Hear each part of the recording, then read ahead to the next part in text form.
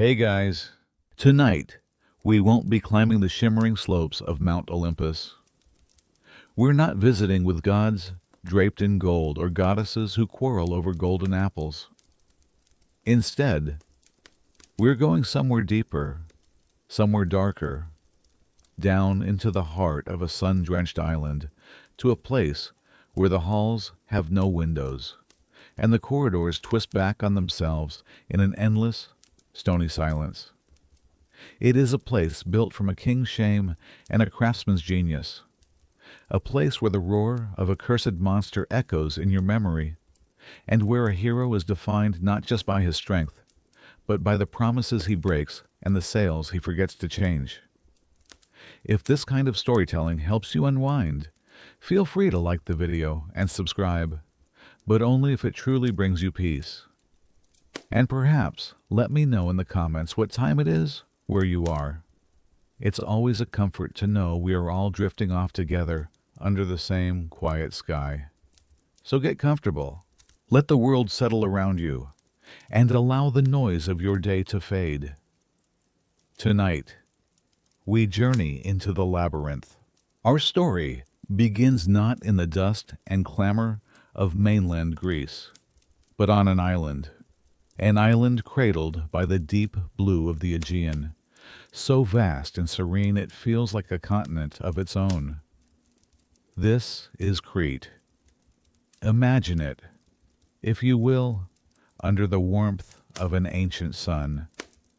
The air is thick with the scent of wild herbs and salt spray, and the hills are painted with the silver green of olive groves that have stood for an eternity.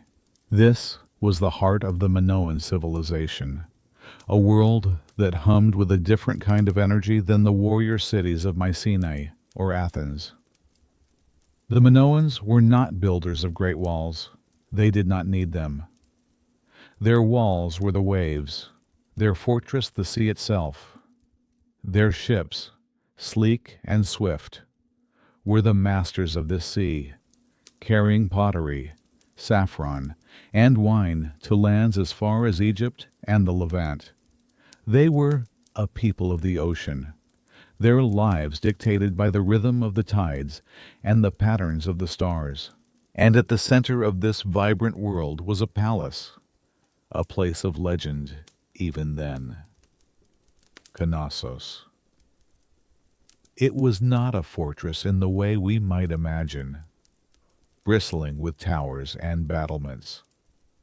It was something else entirely, a sprawling, breathing complex of open courts, grand staircases, and corridors that seemed to twist and turn like the passages of a dream. Its walls were not bare stone. They were alive with color. Brilliant frescoes depicted a world of grace and motion, dolphins leaping in turquoise waves, griffins guarding silent thrones, and young men and women, impossibly elegant, caught in the perilous act of leaping over the horns of a charging bull. The palace was a maze of light and shadow, of public squares and hidden chambers. Storerooms were filled to the brim with enormous clay jars, holding oil, grain, and wine, the wealth of an empire. There were bathrooms with plumbing systems so advanced it would take millennia for the world to see their like again. And yet, for all its openness, Knossos held its secrets close. It was a place where you could easily get lost, a beautiful, gilded cage. And the master of this cage, the king of this island empire, was Minos. He was a name spoken with reverence and fear across the Aegean. Minos was more than a king. He was law itself. Legend said that he was the son of Zeus, who, in the form of a great white bull, had carried the princess Europa to the shores of Crete. Every 9 years, it was said, Minos would journey into a sacred cave to speak with his divine father, returning with laws for his people. He was a man who commanded fleets, who built palaces, who believed he stood as an equal to the gods themselves. He walked the halls of Knossos not as a man, but as the living heart of Crete. His word calmed storms, his judgment was final, and his power was absolute. The bull was his symbol, a creature of immense strength and vitality. Its image was everywhere, on frescoes, on seals, on the minds of his people. Minos ruled a world that seemed perfect, a civilization at its absolute zenith, shimmering under the Mediterranean sun, protected by the endless sea. But perfection, in these old stories, is often a fragile thing. It is a mask that hides the dangerous flaw of hubris, the pride of a mortal who forgets his place, who believes the favor of the gods is not a gift to be cherished, but a right to be owned. And King Minos, in the quiet of his magnificent palace, surrounded by beauty and power, was beginning to forget. He looked upon his perfect kingdom and saw it not as a blessing from the heavens, but as a reflection of his own greatness. And the gods, who are ever watchful and jealous of their power, took notice. A debt of piety was coming due, and a prayer was about to be answered in the most terrible way imaginable. For all his power, the throne of Crete was not Minos's by simple inheritance. He had brothers, and they too had claims to the sprawling palace and the command of the seas. To secure his reign, to silence all whispers of doubt, Minos knew he needed more than the loyalty of his fleets or the wealth in his vaults. He needed a sign, a clear, irrefutable mark of divine favor that would elevate him from a mere king to a chosen sovereign. And for an island king, there was only one God whose blessing truly mattered. And so, Minos walked from his labyrinthine palace down to the shore, the waves hissing and foaming at his feet. He stood facing the endless expanse of the Aegean, a kingdom of water more powerful than his own. And he prayed. He did not pray to his father, Zeus, in the sky, but to the earth-shaker, the god of the deep Poseidon. He raised his voice over the crash of the surf, making a solemn vow. "Oh, great Poseidon," he called out, "if I am truly meant to rule this land, then send me a sign from your domain. Send forth a bull from the sea, and I swear upon my crown and my life, I will sacrifice it on your altar, a tribute to your power and my devotion." It was a bold request, a direct challenge to a god known for his mercurial temper. The sea grew quiet. The waves seemed to hold their breath. And then the surface of the water began to churn. Not with a storm, but with a strange, pearlescent light. From the foam, a creature of impossible beauty emerged, stepping onto the sand as if walking on solid ground. It was a bull, larger and more magnificent than any mortal beast. Its coat was the color of fresh snow. Its muscles moved with a liquid grace, and its horns shone like polished mother of pearl. It did not bellow with aggression, but carried a divine stillness, its dark, intelligent eyes holding the ancient calm of the ocean floor. The people who had gathered on the cliffs gasped. There could be no doubt. Poseidon had answered. The throne belonged to Minos. Minos himself was awestruck, his heart swelling with triumph. This was his sign, his proof. He walked toward the creature, which stood placidly, allowing the king to run a hand over its pristine white flank. And in that moment, a seed of pride, that fatal flaw, began to sprout in the king's heart. He looked at this perfect animal, this living symbol of divine approval, and he saw not an offering, but a possession. To sacrifice such a creature seemed a waste. To destroy such beauty felt like a crime. Surely, Poseidon, in his greatness, would not miss one bull. Surely the god would understand that this animal would bring more glory to his chosen king by living, by becoming the prized jewel of the royal herds. His vow, once spoken so clearly into the sea air, now seemed a distant echo. The promise faded, replaced by the quiet hum of his own arrogance. And so, Minos made his choice. He led the magnificent Cretan bull away, adding it to his own herds where it stood out like a shard of fallen moonlight among mortal cattle. In its place, he chose a lesser bull from his stock, a fine animal by any mortal standard, but a pale shadow of the divine gift. He led this substitute to the altar of Poseidon and performed the sacrifice with all the proper ceremony. The smoke rose into the sky. The prayers were said, but the god of the sea was not deceived.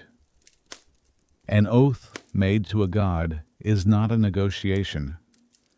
It is a sacred bond, and the price for breaking it is always, eventually, paid. Poseidon's anger did not crash down upon Minos in a great tidal wave. It did not swallow his ships in a whirlpool.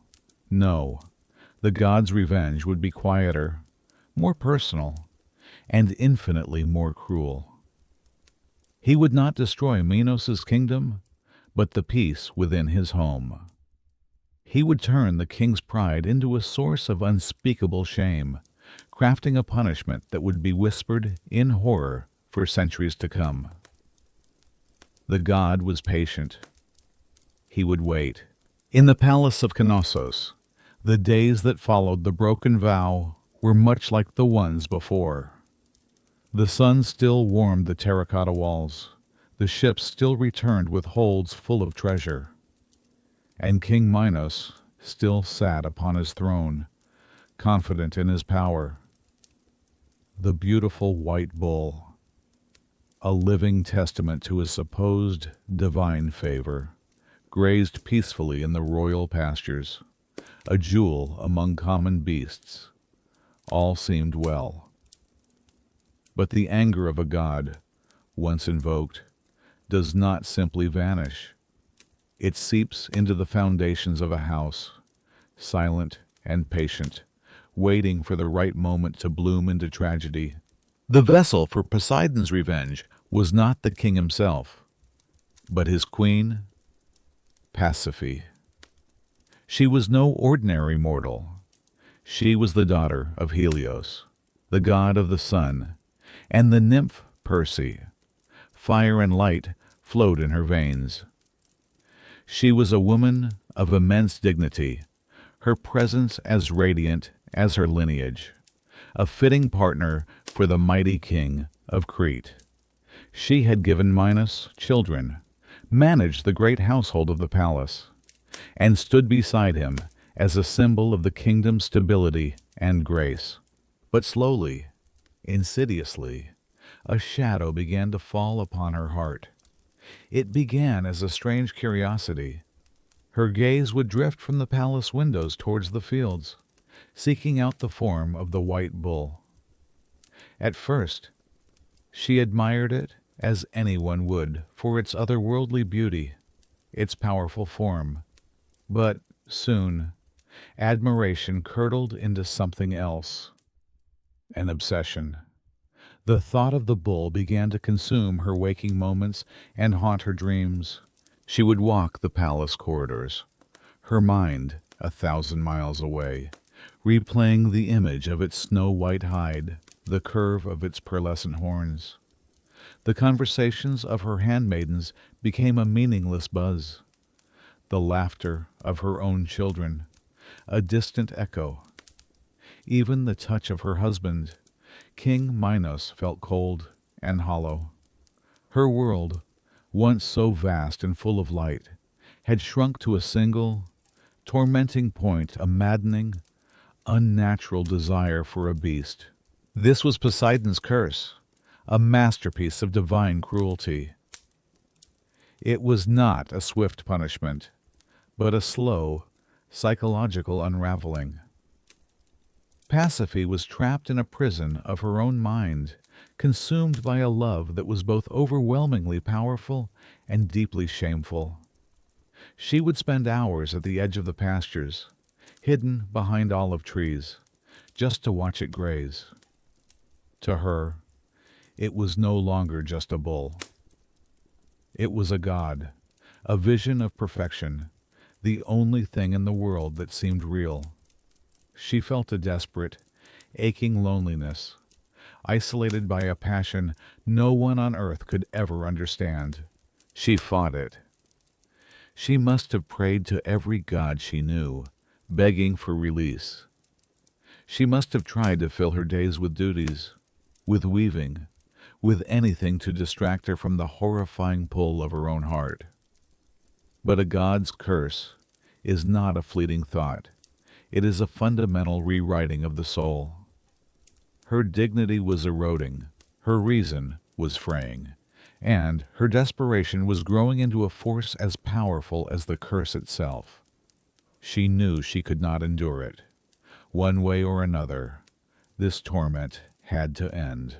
And so, with her heart heavy with shame and a terrifying resolve, she sought out the one man in all of Crete whose genius was as limitless as her suffering.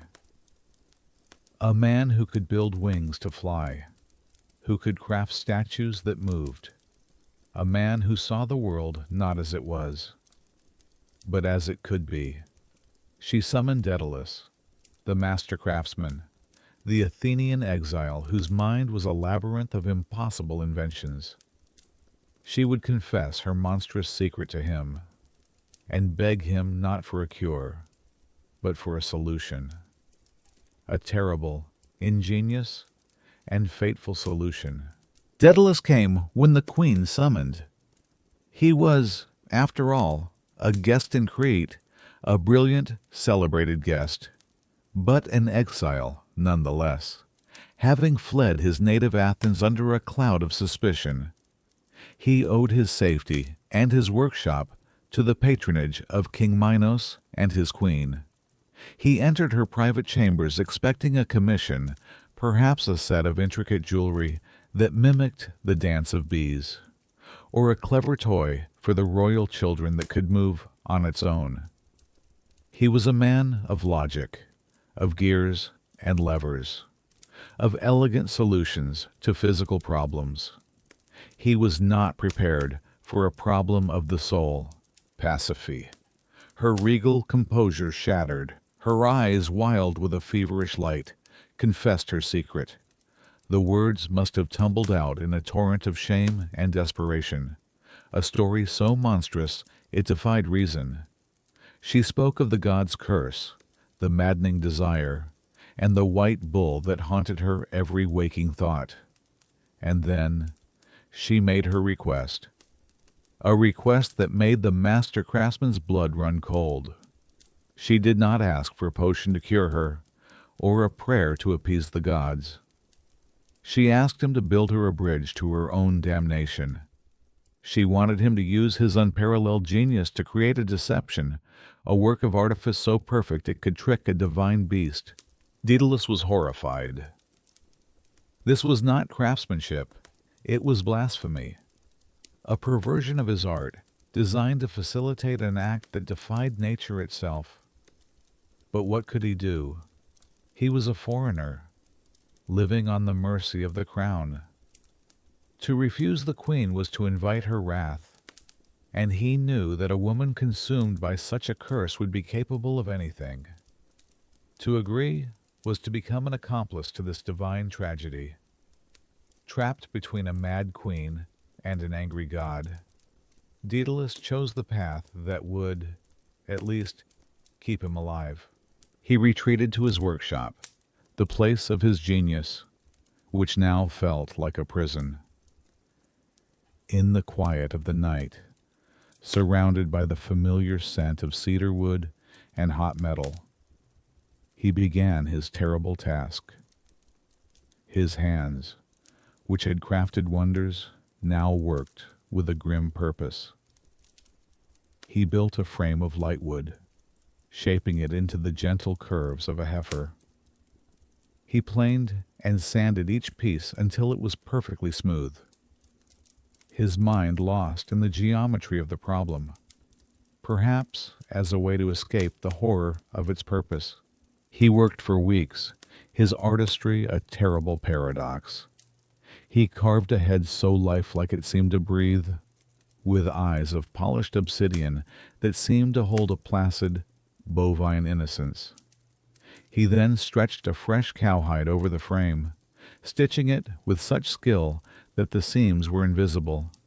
He made it perfect. Too perfect. It was his masterpiece, and his greatest shame. A hollow creature, beautiful on the outside, designed to hold a queen's madness within. When it was finished, under the cloak of a moonless night, the wooden cow was wheeled into the meadows where the white bull grazed.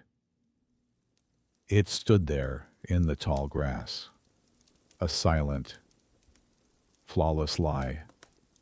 Pasiphae, trembling, her face pale in the starlight, approached the terrible thing Daedalus had made for her.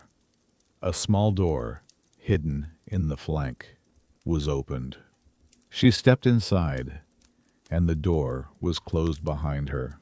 There, hidden within the shell of her own desperate wish, she waited. The great Cretan bull, drawn by the perfect illusion, approached. The curse, born from a king's broken promise and a god's cold fury, had now found its release. And in that silent meadow, under the indifferent stars, an act against nature was committed. A new life was conceived, a life that would not be a blessing, but a curse upon the house of Minos. The seed of a monster had been planted, and soon all of Crete would reap the bitter harvest. The months that followed were a time of quiet dread in the palace of Knossos. The queen's shame became a visible thing, a secret that could no longer be hidden behind closed doors. And when her time came, she gave birth not to a prince, but to a living testament to a god's revenge. The creature that was born had the body of a human infant, but the head and tail of a bull. They named him Asterion, which means the Starry One, a poetically tragic name for a child born of such darkness. He was the Minotaur. When King Minos looked upon the child, he did not see a son.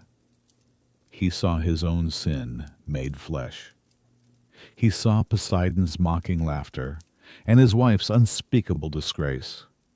The love he once had for Pasiphae curdled into revulsion. Every cry from the infant was not a plea for comfort, but an echo of his own broken vow. This creature could not be part of the royal family. It could not be seen by the court or the people. It was a stain upon the honor of his house, a monster that had to be erased from sight, yet he could not bring himself to kill it. Perhaps he feared the wrath of the gods even further, for the child, in its own way, was of divine lineage. Or perhaps, in some dark corner of his heart, he felt a flicker of paternal pity for the monstrous infant. Whatever the reason, killing was not the answer. Hiding it was. Minos needed a place from which there was no escape, a cage so absolute that the world would forget the creature even existed. And so, for the second time, he summoned Daedalus.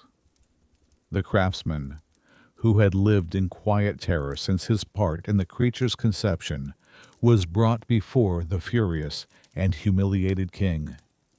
There was no request this time, only a command, cold and absolute. "You helped bring this shame into my house," Minos seethed. "Now, you will build its tomb. I want a prison, a maze so complex, so cunningly designed that once inside, no man or beast could ever hope to find its way out. Build me a labyrinth. Daedalus, with no choice but to obey, put his genius to its darkest use. He designed a structure that was a masterpiece of psychological warfare.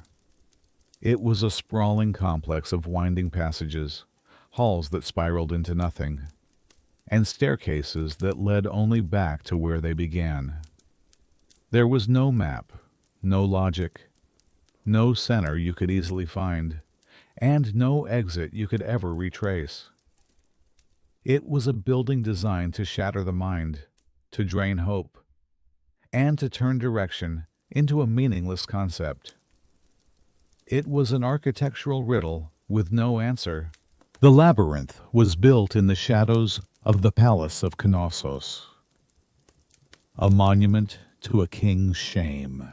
When it was complete, the young Minotaur, now growing strong and fierce, was led into its twisting corridors.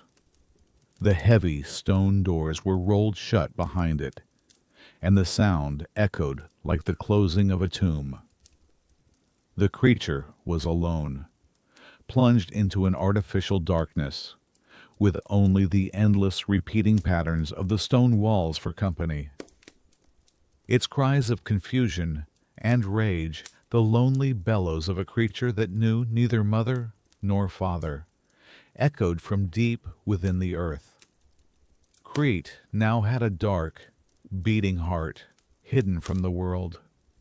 And soon, King Minos would find a terrible new purpose for his monstrous secret.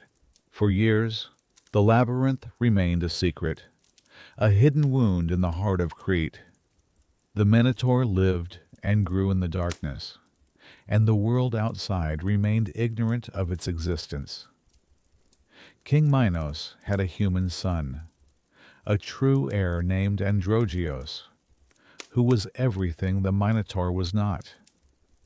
He was handsome, athletic, and skilled, a source of immense pride for his father and a celebrated figure in the palace of Knossos. It was through him, Minos believed, that the glory of his line would continue. As a young man, Androgeos, eager to prove his prowess, traveled to Athens to participate in the prestigious Panathenaic Games. He was a phenomenon. In every event he entered, running, wrestling, chariot racing, he was victorious. He moved with a grace and power that left the Athenian athletes in his wake, their best efforts falling short against the champion from Crete. The crowds watched in awe, but for the leaders of Athens, and for their aging king, Aegeus, this awe was mingled with a growing sense of fear and resentment. Androgeos' effortless superiority was a stark reminder of Crete's dominance and Athens' own relative weakness. His triumphs bred a bitter jealousy. After the games, Androgeos was to travel to Thebes to compete in another contest, but he never arrived. On the road, he was ambushed by a group of jealous rivals who saw in him not a visiting champion, but a symbol of a power that overshadowed their own. There, on a lonely stretch of road, the pride of Crete, the beloved son of King Minos, was murdered. When the news reached Crete, Minos' grief was a storm. The controlled, calculating king vanished, replaced by a father consumed by a rage as vast and as deep as the sea. The shame he felt for the Minotaur was nothing compared to the agony of this loss. His true son was gone, stolen from him by the envy of Athens. In his mind, the entire city was stained with his son's blood, and he would make them pay. The might of the Minoan fleet was unleashed. His ships, which had once sailed for trade, now sailed for war. They formed a blockade around the port of Athens, cutting off supplies of food and grain. Famine crept through the city streets, followed by the specter of plague.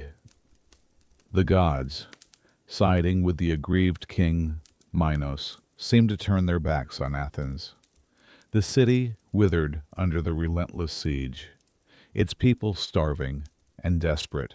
Finally, unable to endure any longer, Athens surrendered. King Oeages sent envoys to Minos, begging for terms of peace.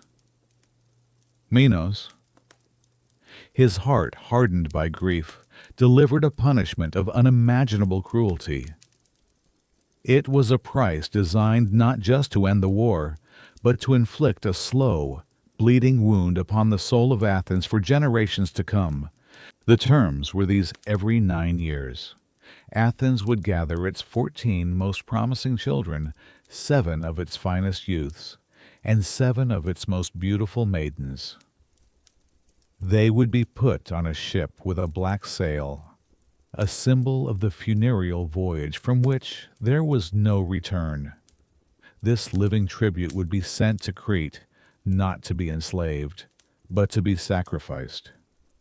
They would be led to the entrance of the labyrinth and cast inside, to be hunted and devoured by the monster hidden within. Athens had no choice but to agree. And so, the first tribute was sent. A ship of weeping children sailed across the sea to meet a monster born of a broken vow. A new, dark ritual had begun. The labyrinth was no longer just a prison. It was now a temple of vengeance, and the Minotaur had become the instrument of a father's inconsolable rage.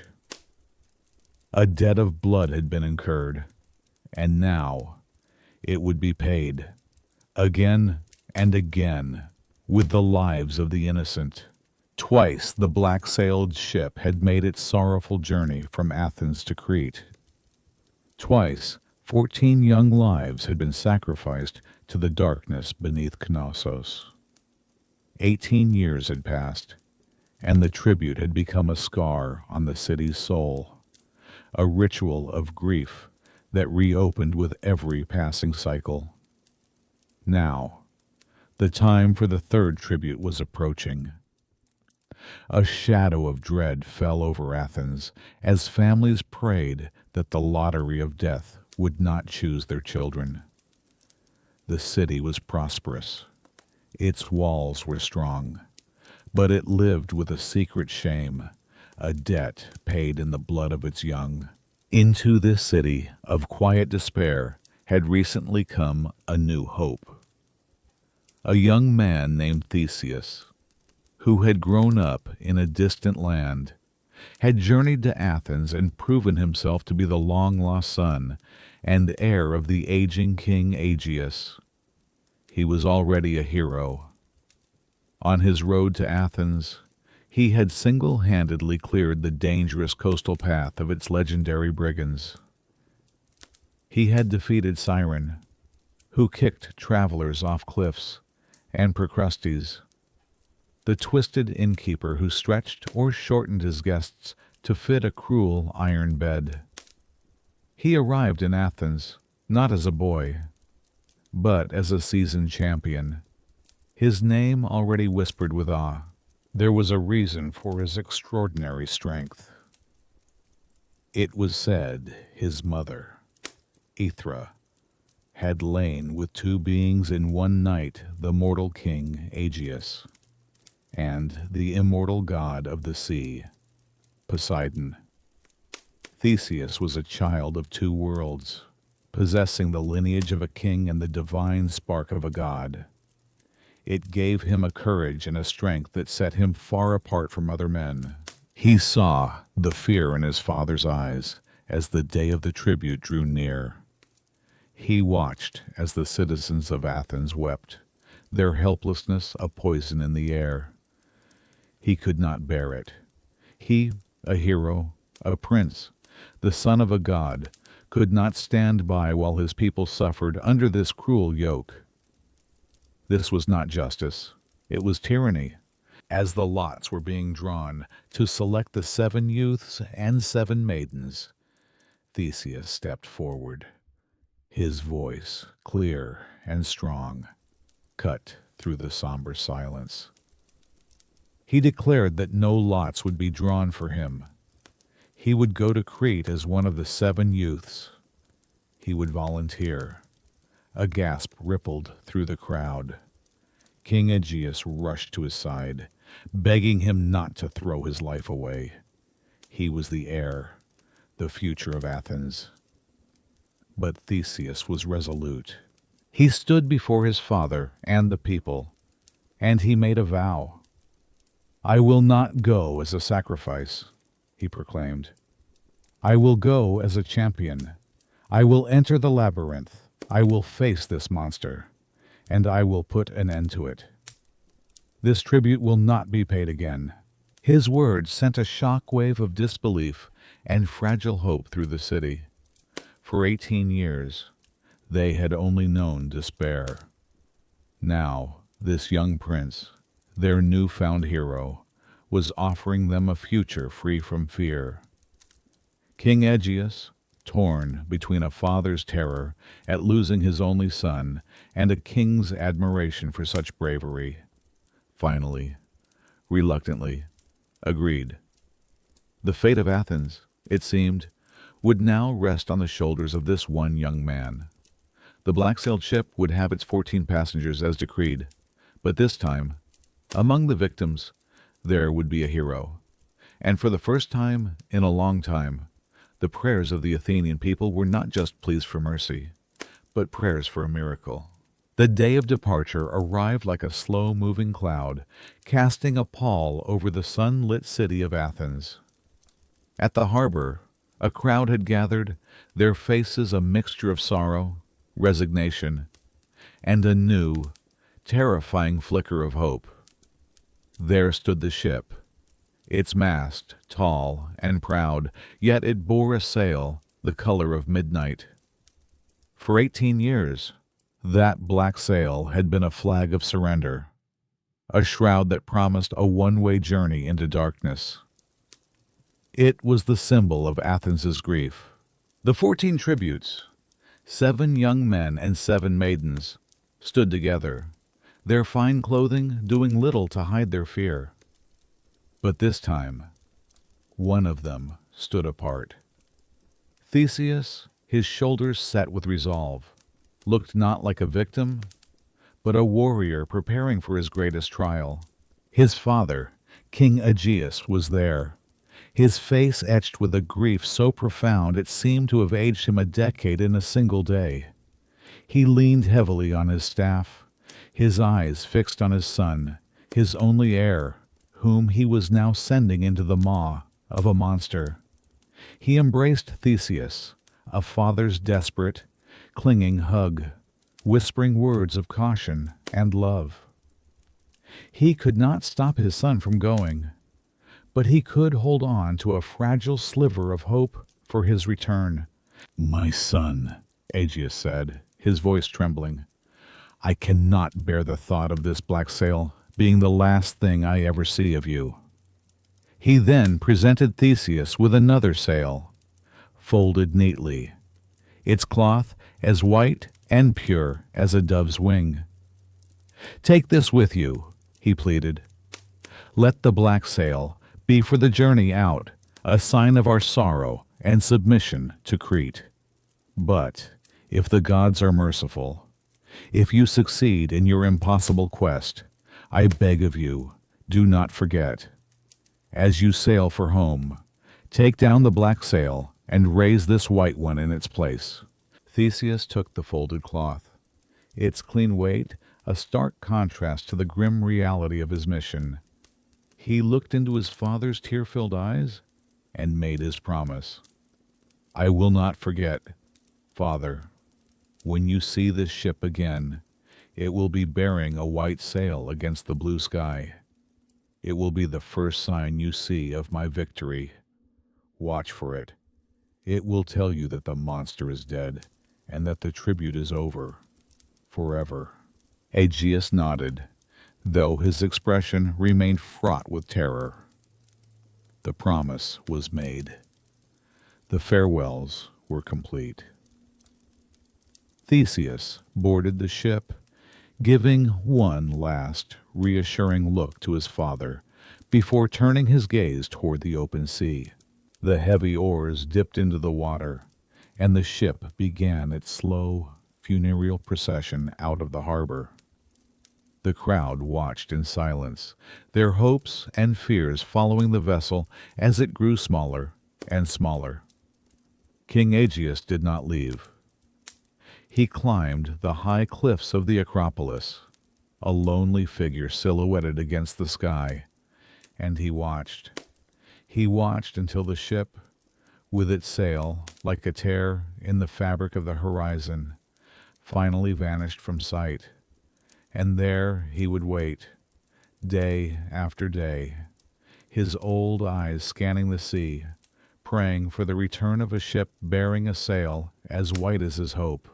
The voyage across the Aegean was solemn and silent.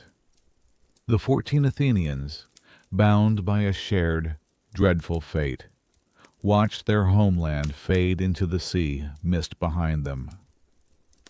When the imposing cliffs of Crete finally rose from the horizon, their hearts grew heavy. This was the land of their enemy, the seat of the king who demanded their lives as payment for a long-forgotten crime. They were led from the black-sailed ship and escorted through the bustling port, up the winding roads to the great palace of Knossos. To the Athenians, accustomed to the more modest and martial architecture of their own city, Knossos was an overwhelming spectacle. It was a city in itself, a maze of open-air courtyards, colonnades painted a deep crimson, and grand staircases that seemed to lead up into the sky itself.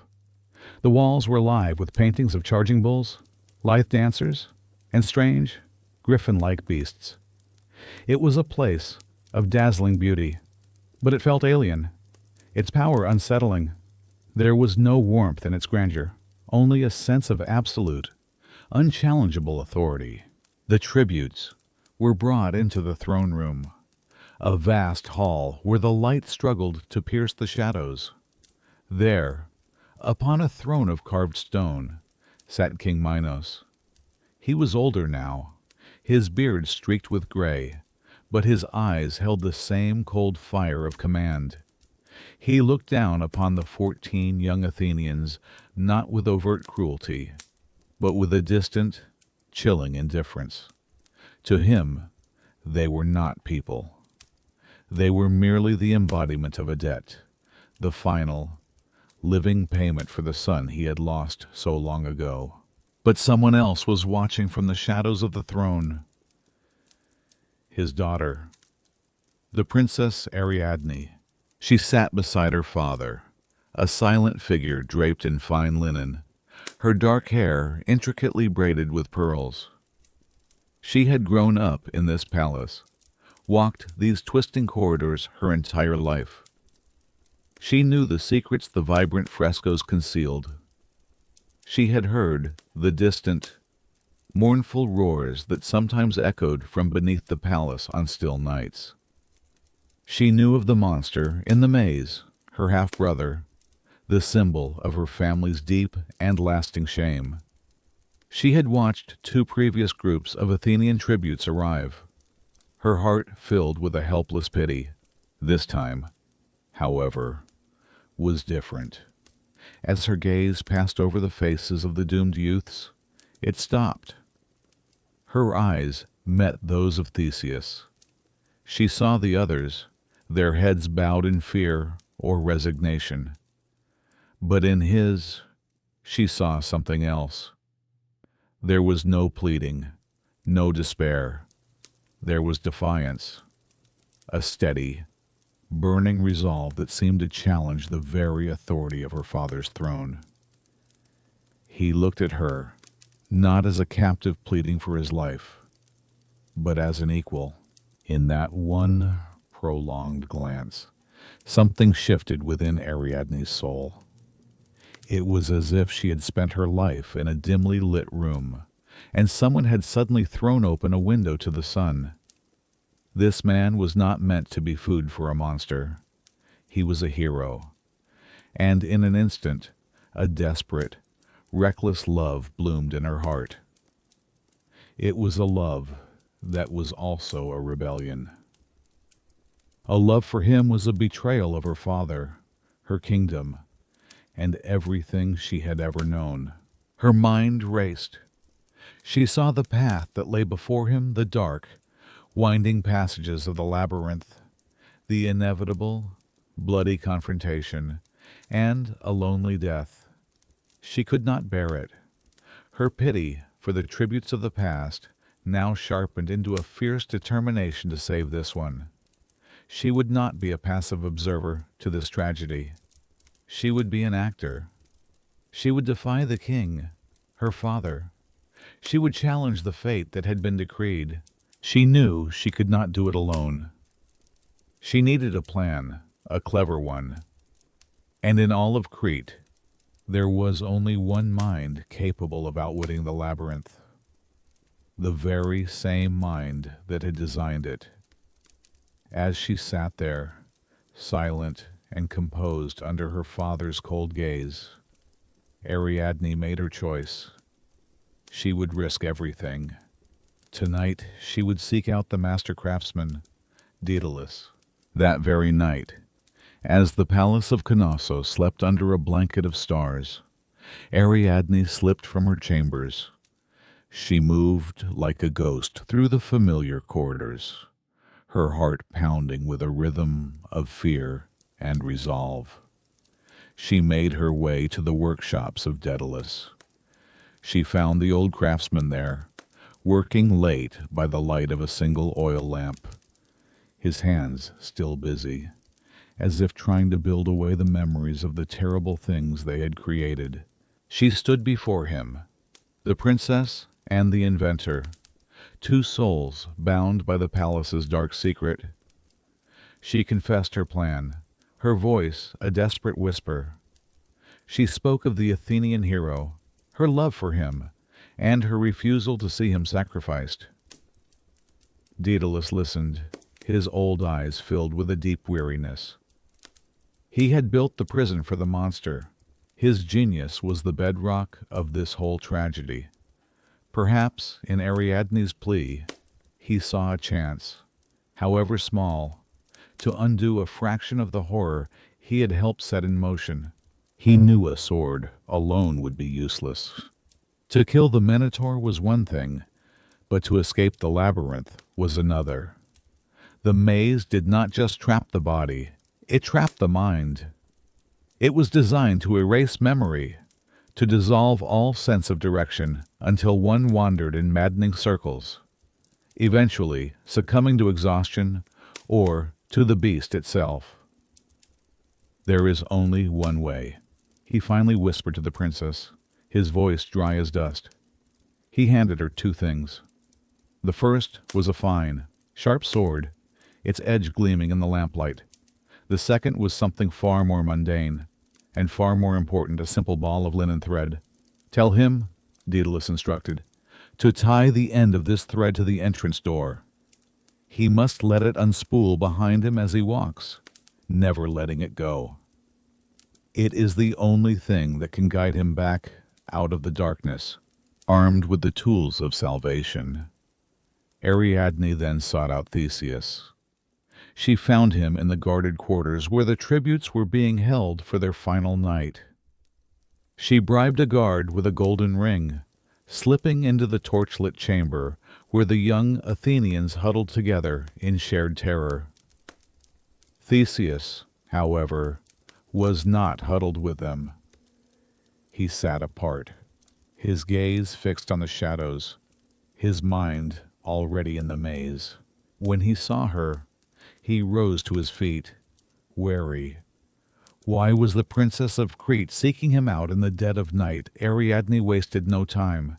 She explained her plan, her words urgent and low. She presented him with the sword, its cold weight a promise of a fighting chance. And then she gave him the ball of thread, explaining the counsel of Daedalus.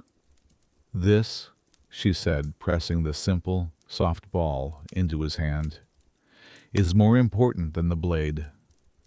The labyrinth will try to steal your mind. This thread will be your memory. It will be your path back to the light, back to me." Theseus looked from the thread to her face, her eyes shining with tears and a fierce hope. He saw the immense risk she was taking. She was betraying her father, her people, everything, for him a stranger, an enemy. A wave of gratitude and admiration washed over him. He took her hands, his grip firm and reassuring. "Why are you doing this?" he asked, his voice barely a whisper. "Because I cannot see you die," she answered simply, "and because I see in you a world beyond these palace walls." In that moment, a pact was sealed.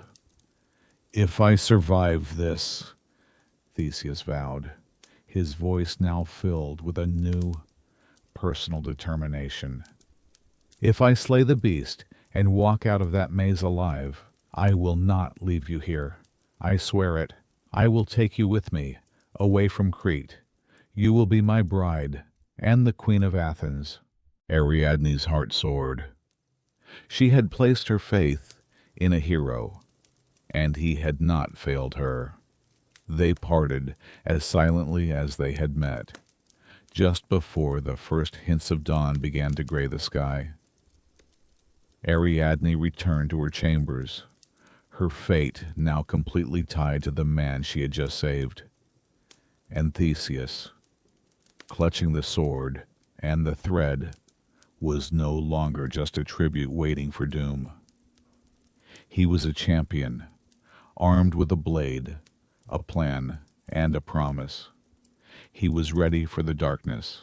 Dawn broke over Crete, but the light brought no comfort. A solemn procession began.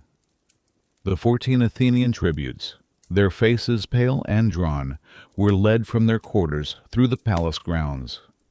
They walked past the beautiful frescoes, the vibrant courtyards, and the lush gardens, all of which now seemed to mock them with their careless beauty. Their destination lay at the edge of the palace complex, a place few ever saw and from which no one ever returned. The entrance to the labyrinth. It was not a grand doorway decorated with carvings. It was a scar in the earth, a huge, square opening that gaped like a wound in the bedrock, leading down into absolute blackness. Great stone doors, weathered and ancient, stood ajar, held open by bronze levers. There was no sound from within, only a profound and unsettling silence, and a faint, cool draft that smelled of damp stone and something else, something old and bestial. Ariadne watched from a high palace window, her heart a cold stone in her chest.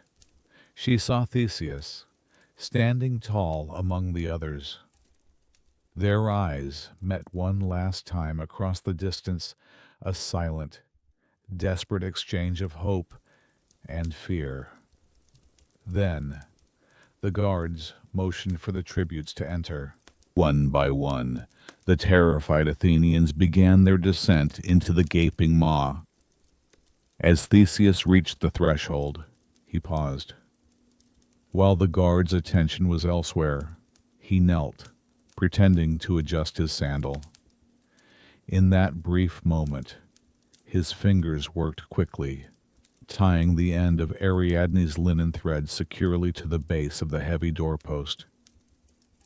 It was a small, simple act, almost invisible, but it was the anchor for his hope, his lifeline back to the world of the living.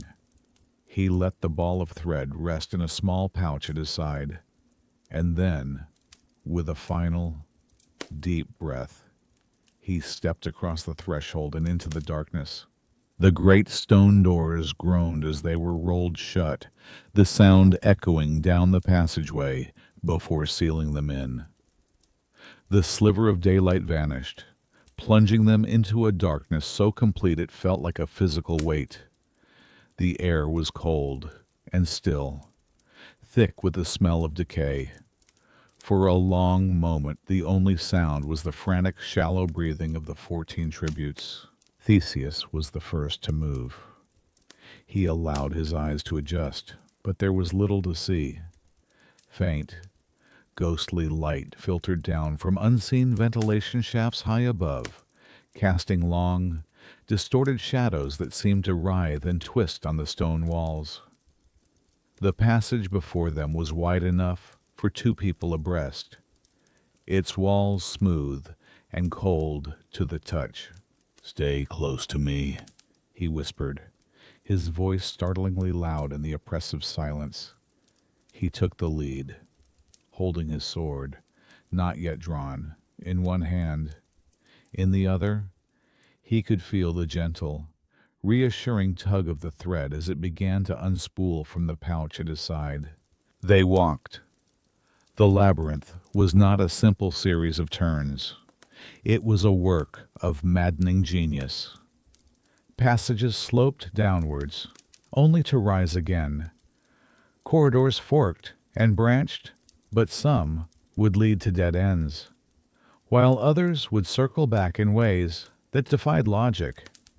The floor was uneven, littered with loose stones that made every step a potential hazard. The only constant was the cold, unyielding stone and the disorienting feeling that they were going nowhere at all. After what felt like hours, they began to see signs of the Minotaur's previous victims. A discarded sandal here, a shard of pottery there, and then the first bones, scattered and white against the dark floor. A wave of terror washed over the group. This was real. The stories were true. It was then that they heard it for the first time. A sound from the deep darkness ahead. It was not a roar of anger. Not yet. It was a low, guttural sound filled with a profound loneliness and a simmering rage. The sound of a prisoner in its cell, a monster in its den. The sound echoed and bounced off the twisting walls, making it impossible to tell how close it was. But it was there, waiting. The other tributes froze, some letting out stifled sobs. But Theseus stood firm. He placed a reassuring hand on the shoulder of the person nearest to him. The roar had terrified them, but it gave him something he hadn't had before: a direction. He turned towards the sound, his knuckles white on the hilt of his sword. The thread continued to unspool behind him, a fragile silver path in the suffocating dark. He was no longer just wandering. Now he was hunting.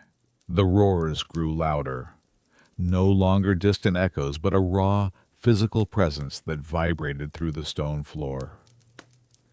The air grew thick with a primal stench of sweat, blood, and something anciently bovine. Theseus knew they were close. He motioned for the other tributes to stay back, his hand now gripping the hilt of his sword so tightly his knuckles were white. The thread, his only promise of return, continued to unspool faithfully behind him. The narrow passage suddenly opened into a vast central chamber. It was a space far larger than any they had yet encountered, its ceiling lost in the oppressive darkness above. The faint light from the air shafts was stronger here, casting a sickly, gray illumination upon a scene of absolute horror. The floor was a carpet of bones, shattered and yellowed with age. Skulls, ribs, and femurs lay piled in grotesque mounds against the walls. This was the monster's lair. This was the end of the line, And from the deepest shadows, at the far end of the chamber, it emerged. The Minotaur. It was larger and more terrible than any story could convey. It had the hulking, muscular body of a giant man, but its head was that of a great bull, its massive horns sharp and curved like twin sickles. A thick, matted mane ran down its powerful neck, and its eyes, deep set and dark, glowed with a mixture of feral rage and a profound, almost human sadness. This was not just a beast. It was a prisoner, a creature of confusion and loneliness, its entire existence confined to the single, stinking chamber of death. It had never seen the sun. It had never known a gentle touch. It knew only hunger, darkness, and the terror of the victims sent to appease it. The other Athenians cried out, a chorus of pure terror. They scrambled for cover, hiding behind piles of bone and pressing themselves into the dark corners of the chamber, leaving Theseus to face the creature alone. For a long moment there was silence, broken only by the Minotaur's heavy, wet breathing. It stood there, sizing up the young man who did not cower, who did not scream. It tilted its massive head, perhaps in confusion.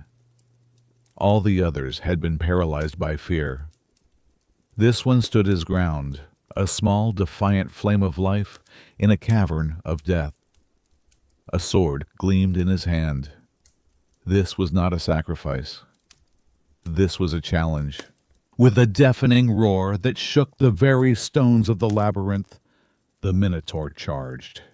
It was a living avalanche of muscle and fury, its hooves thundering against the bone-littered floor, its horns lowered to impale him.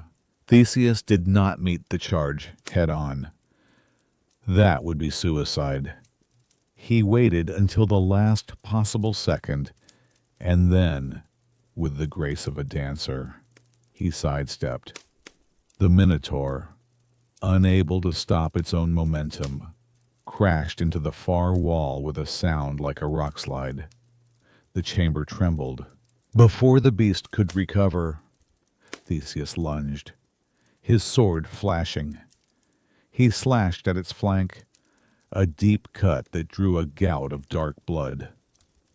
The monster bellowed, a sound of pure pain and fury, and spun around faster than a creature of its size should be able to move. It swiped at him with its massive, human-like hands, the blow powerful enough to shatter stone. Theseus leaped back, the air from the blow whistling past his face. The fight became a deadly dance. Theseus, with his speed and intellect, against the Minotaur's raw, untampered power. He used the terrain of the chamber to his advantage, ducking behind pillars of rock, leading the beast on a chase around the piles of bone. The creature was relentless, its rage giving it seemingly limitless strength. It smashed the ground, trying to trap him, its horns gouging deep furrows in the stone. Theseus was agile, but the sheer force of the Minotaur was wearing him down. His arms ached from blocking and parrying. His breath came in ragged gasps. He knew he could not simply outlast the beast. He had to find a moment, a single opening in its frenzied assault, to strike a decisive blow. The monster, sensing his fatigue, pressed its advantage, forcing him back into a corner of the cavern. Its hot, foul breath washed over him. Its sad, furious eyes stared into his. The horns lowered for the final, fatal thrust.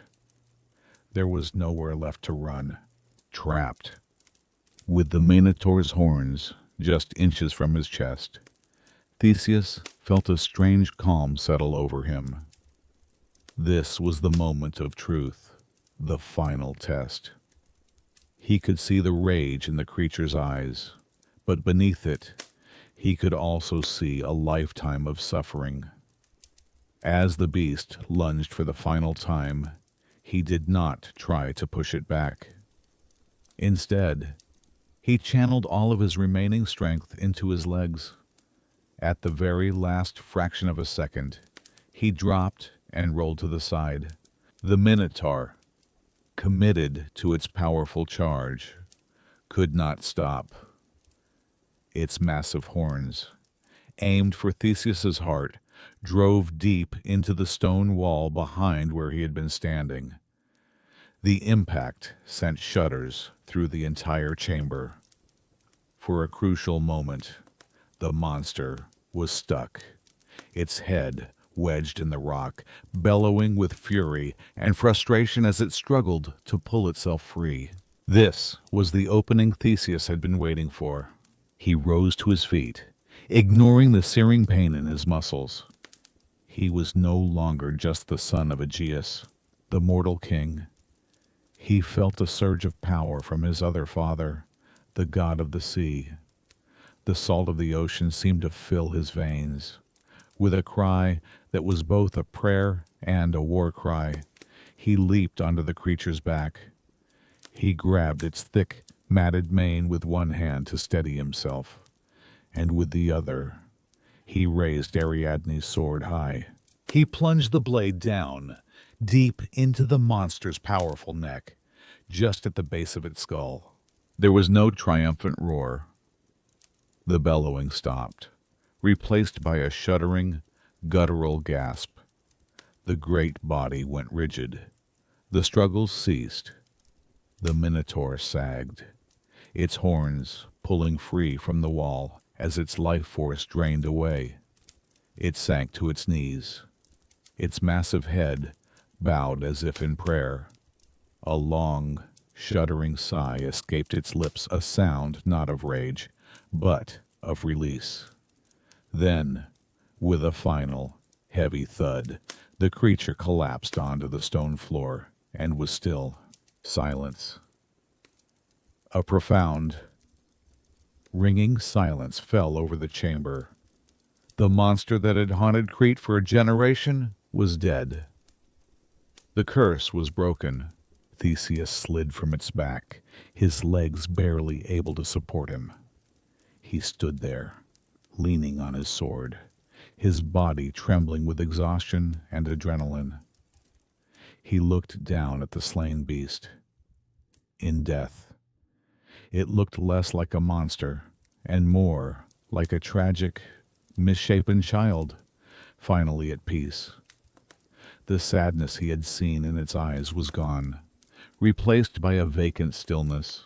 From the shadows, the other Athenians slowly emerged, their faces streaked with tears, their eyes wide with disbelief and dawning joy. They looked at Theseus not as a prince, but as a savior. He had done the impossible, but Theseus knew their ordeal was not over. He had conquered the beast, but they were still trapped in the heart of a maze designed to keep souls forever. His eyes scanned the floor, past the body of the Minotaur, searching for the one thing that mattered now. And then he saw it, a faint, pale line against the dark stone, almost invisible. The thread, Ariadne's thread, his path back to the light. With the body of the Minotaur lying still behind them, a profound quiet filled the chamber. The fear that had gripped the Athenian tributes for so long finally began to recede, replaced by a fragile, blossoming hope. They looked to Theseus, their savior, who now bent down and carefully picked up the slender linen thread from the stone floor. It was their only link to the world above, a fragile promise of life.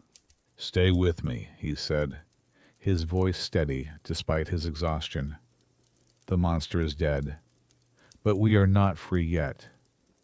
He began to wind the thread, gathering it slack, and started the long journey back the way they had come. The journey out of the labyrinth was a different kind of ordeal. The terror of the beast was gone, but the oppressive nature of the maze remained. It was still a place designed to confuse and break the spirit. The walls seemed to shift in the faint light, and every turn looked identical to the last. Without the thread, they would have been hopelessly lost within minutes, doomed to wander until they starved. 24 new ghosts to haunt the halls. But the thread was true.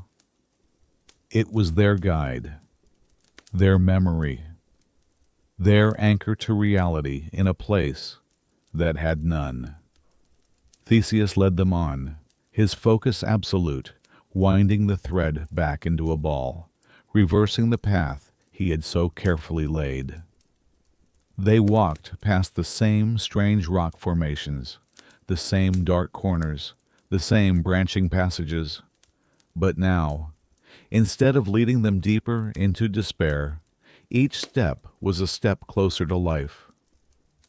They did not speak, their footsteps echoing in the silence, a soft, rhythmic procession of survivors moving towards the light.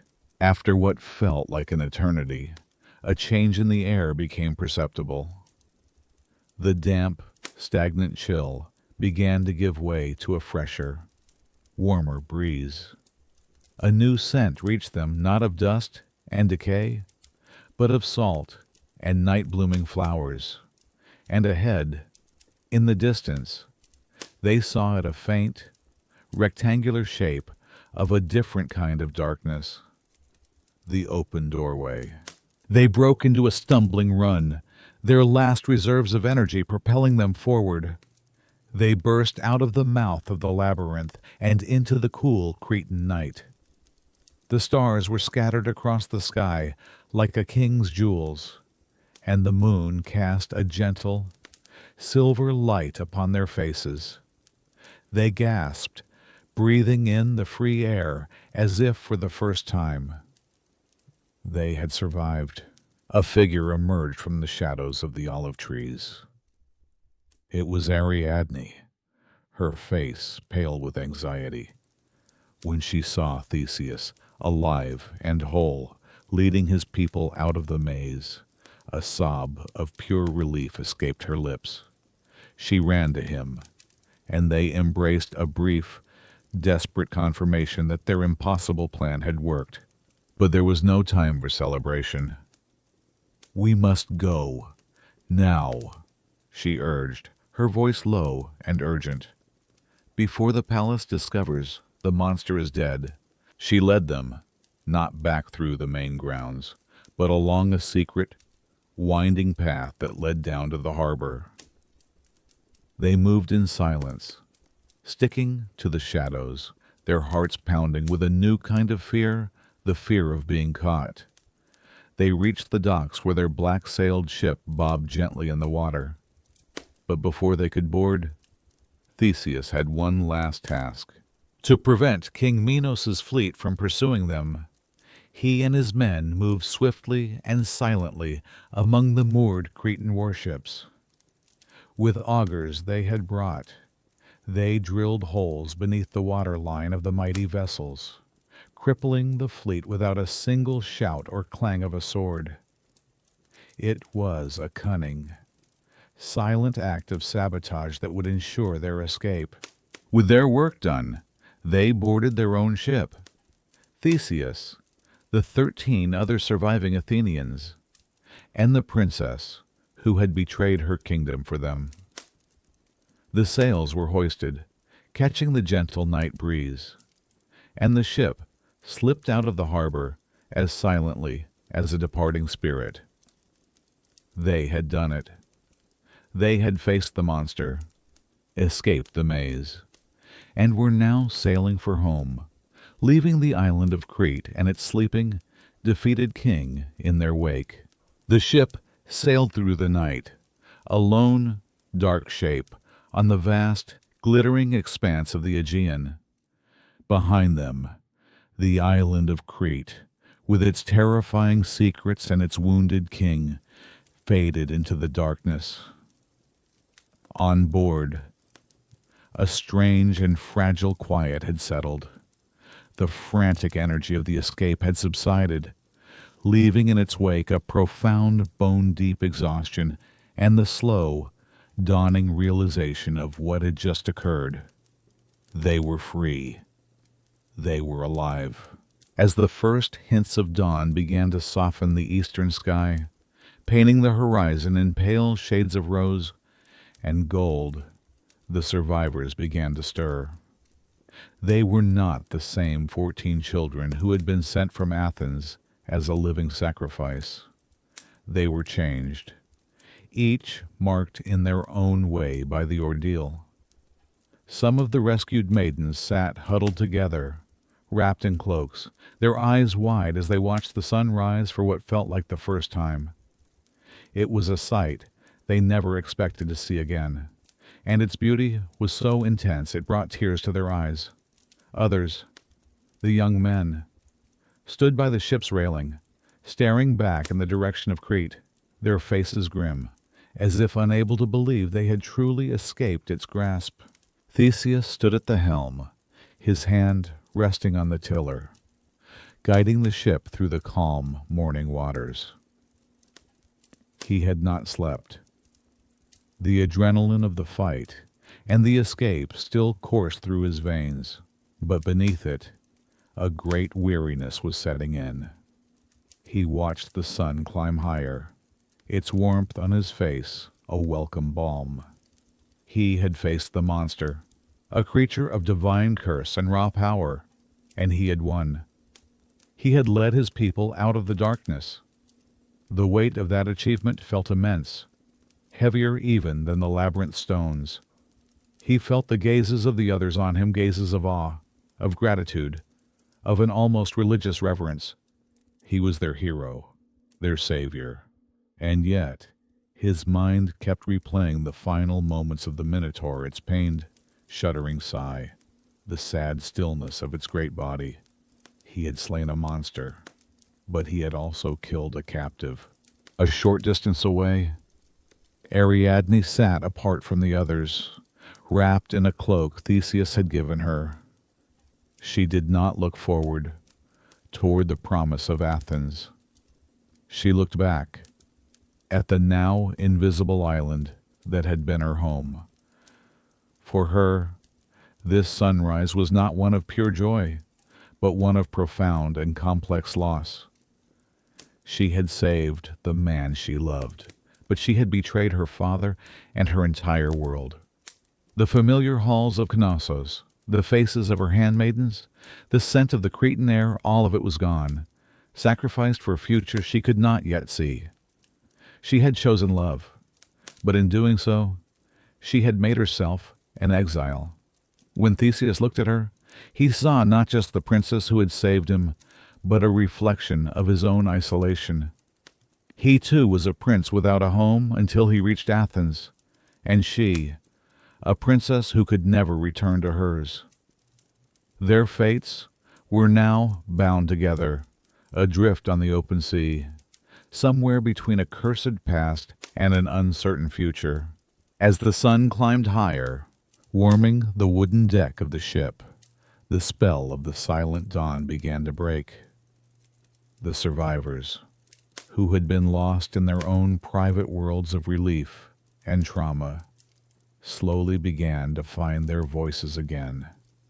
At first, the conversations were hesitant, mere whispers exchanged between a brother and sister, or two friends who had been chosen together. They spoke of the simple miracle of the warm sun on their skin, the taste of the salt in the air, the vast, open sky that seemed a world away from the suffocating stone of the labyrinth. Slowly, they began to share their stories. They spoke of the terror that had gripped Athens when the lots were drawn. They recounted the tearful goodbyes to their families, the feeling of utter hopelessness as they boarded the black-sailed ship, convinced they were sailing to their graves. In sharing their common fear, they forged a new, powerful bond. They were no longer just 14 individuals. They were the 14 of Athens, the ones who had been to the underworld and returned. They laughed, a sound that was still brittle and strange, and they wept freely, their tears no longer of sorrow, but of profound, overwhelming relief. Their collective gaze soon fell upon Theseus. They watched him as he moved about the ship, checking the rigging, speaking with the sailors, his presence a calm and steady anchor in their turbulent emotions. The awe they felt for him began to solidify into something more. They spoke of the moment he had volunteered, the strength in his voice when he made his vow. They recounted his calm resolve at the mouth of the labyrinth, and the fierce, defiant look in his eyes as he faced the monster. He was no longer just their prince.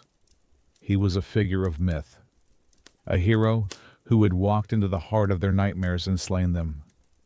They owed him not just their allegiance, but their very lives. But as they looked upon their savior, their eyes would inevitably drift to the woman who often stood quietly by his side, Ariadne. And here, their whispers took on a different tone. Their gratitude towards her was immense and undeniable. They all knew that without her thread, without her betrayal of her own father, Theseus would have succeeded only in becoming the Minotaur's final victim, and they would have soon followed.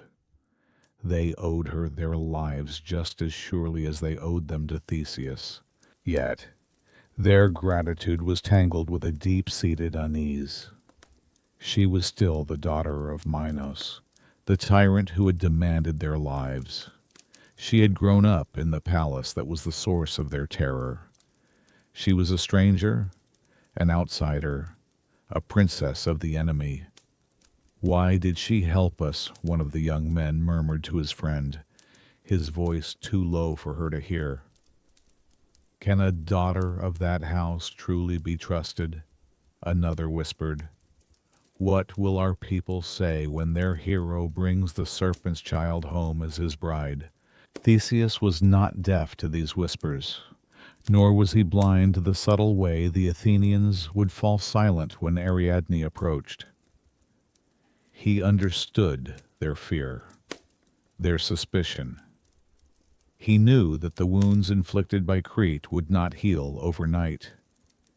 And so he took it upon himself to be the bridge between his people and his love. He would make a point of sitting with Ariadne on the open deck, speaking with her, sharing food with her, ensuring that all could see she had his complete trust and protection. He would gently remind his companions of the sacrifice she had made. "She gave up her home, her father, and her future for us," he would say quietly. "Her courage is no less than any warrior's." Under his steady leadership, a fragile truce was formed. The Athenians, out of respect for their hero, treated Ariadne with a cautious kindness. But a distance remained. She was the architect of their salvation, but she was not yet one of them. She was a princess adrift between two worlds. Her only anchor, the hero who now had to navigate not a labyrinth of stone, but a far more complex maze of loyalty, fear, and love. One evening, a profound calm settled over the sea. The ship glided through the water under a sky so thick with stars it seemed you could reach out and touch them. The other survivors, weary from the day, were asleep, wrapped in their cloaks on the deck. Only Theseus and Ariadne remained awake, sitting together near the stern, watching the phosphorescent trail the ship left in the dark water. In the quiet intimacy of the night, Theseus turned to her.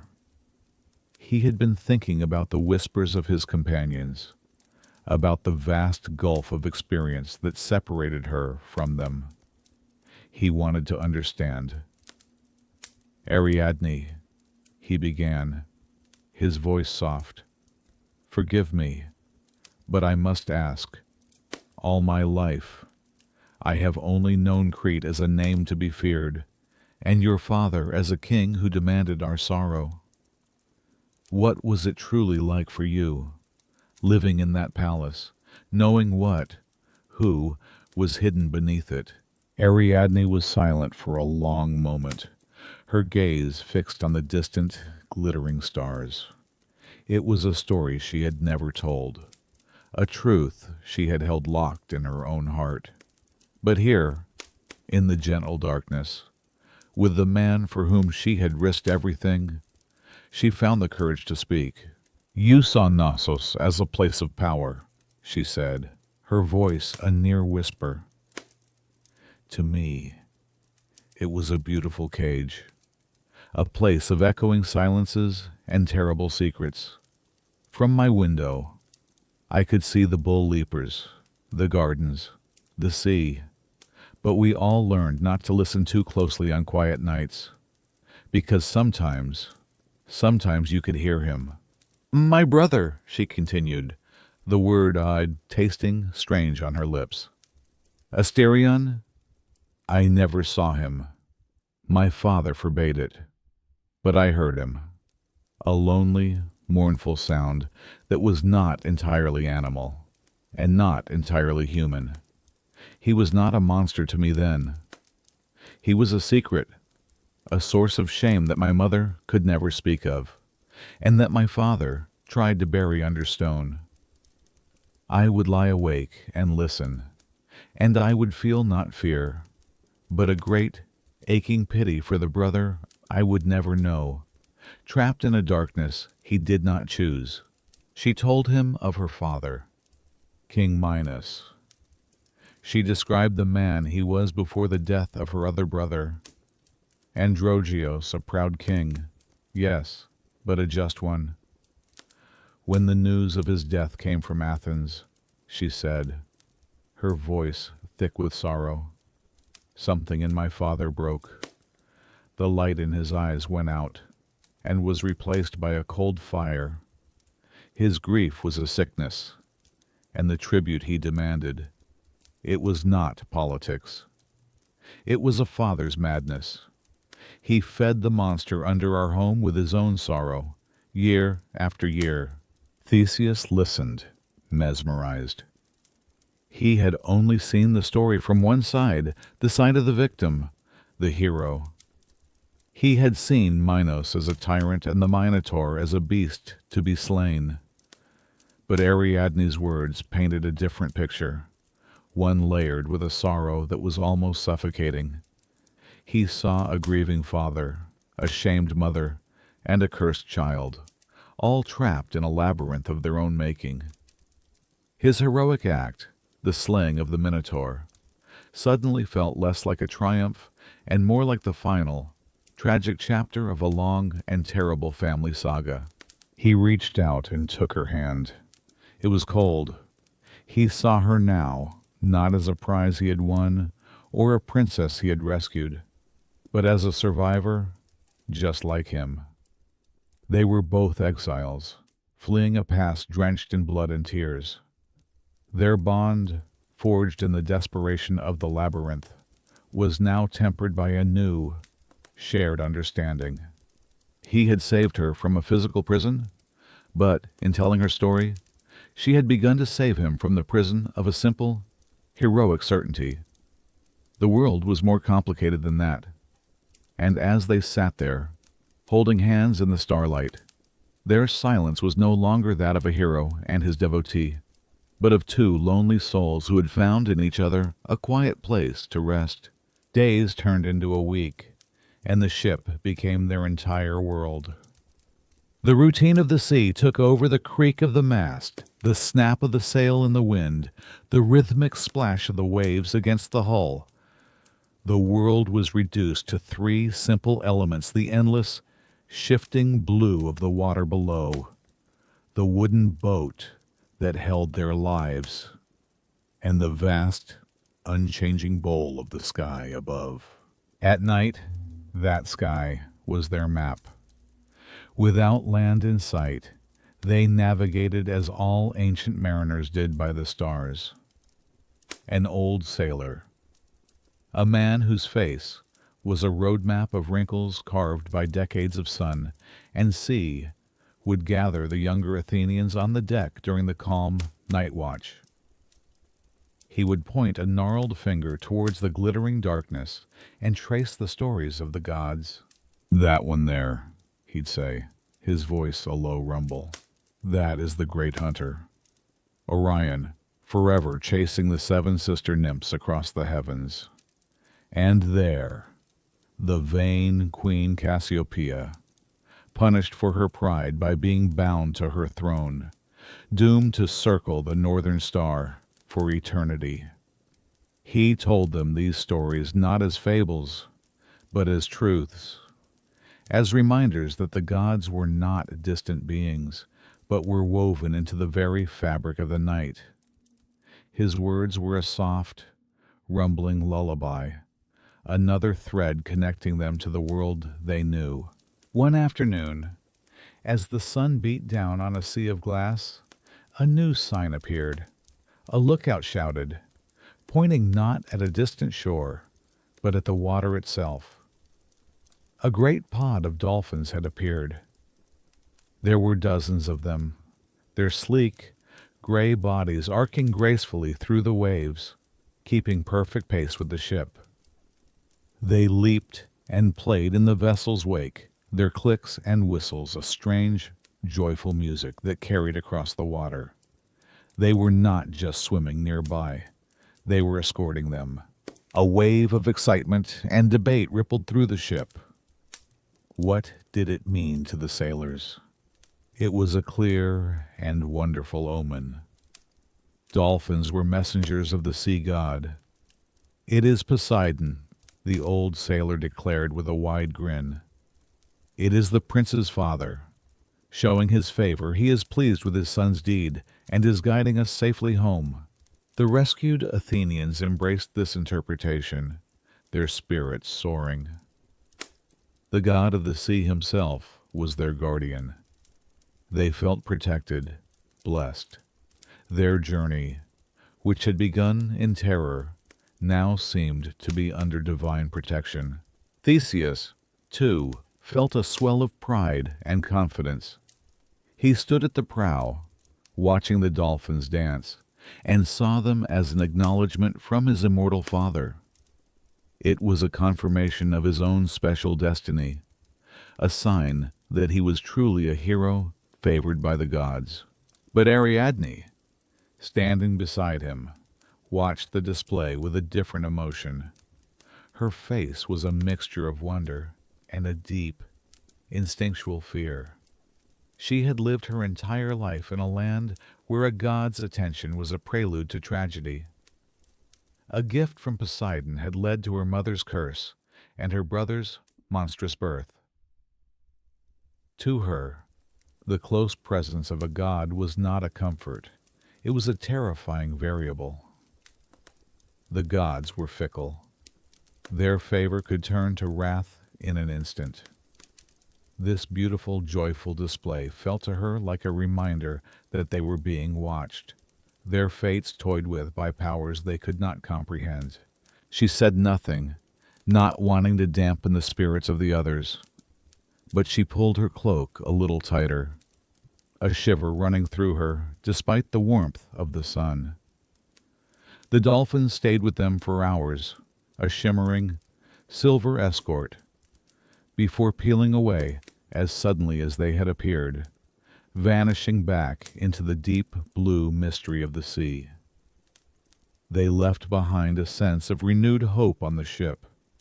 But for Ariadne, they left a lingering question: when the gods take notice of you, is it ever truly a blessing? The days at sea melted into one another, marked only by the rising and setting of the sun.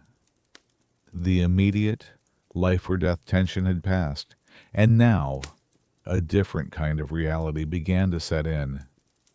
The ordeal was over, but the memory of it lived on in the quiet moments. One long, hot afternoon, when the wind was low and the sail hung limp, Theseus sought a quiet spot on the deck. He drew the sword that Ariadne had given him, its blade still stained with the dark, dried blood of the Minotaur. He sat down with a whetstone and a soft cloth and began the slow, methodical task of cleaning it. The scrape of the stone against the steel was a soft, rhythmic, almost meditative sound. As he worked, his mind drifted back to the dark chamber at the heart of the labyrinth. The cheering of his companions and the pride of his victory seemed distant now. What remained was the memory of the fight itself, the sheer, brutal weight of the Minotaur, the desperate strength in its limbs, the heat of its breath.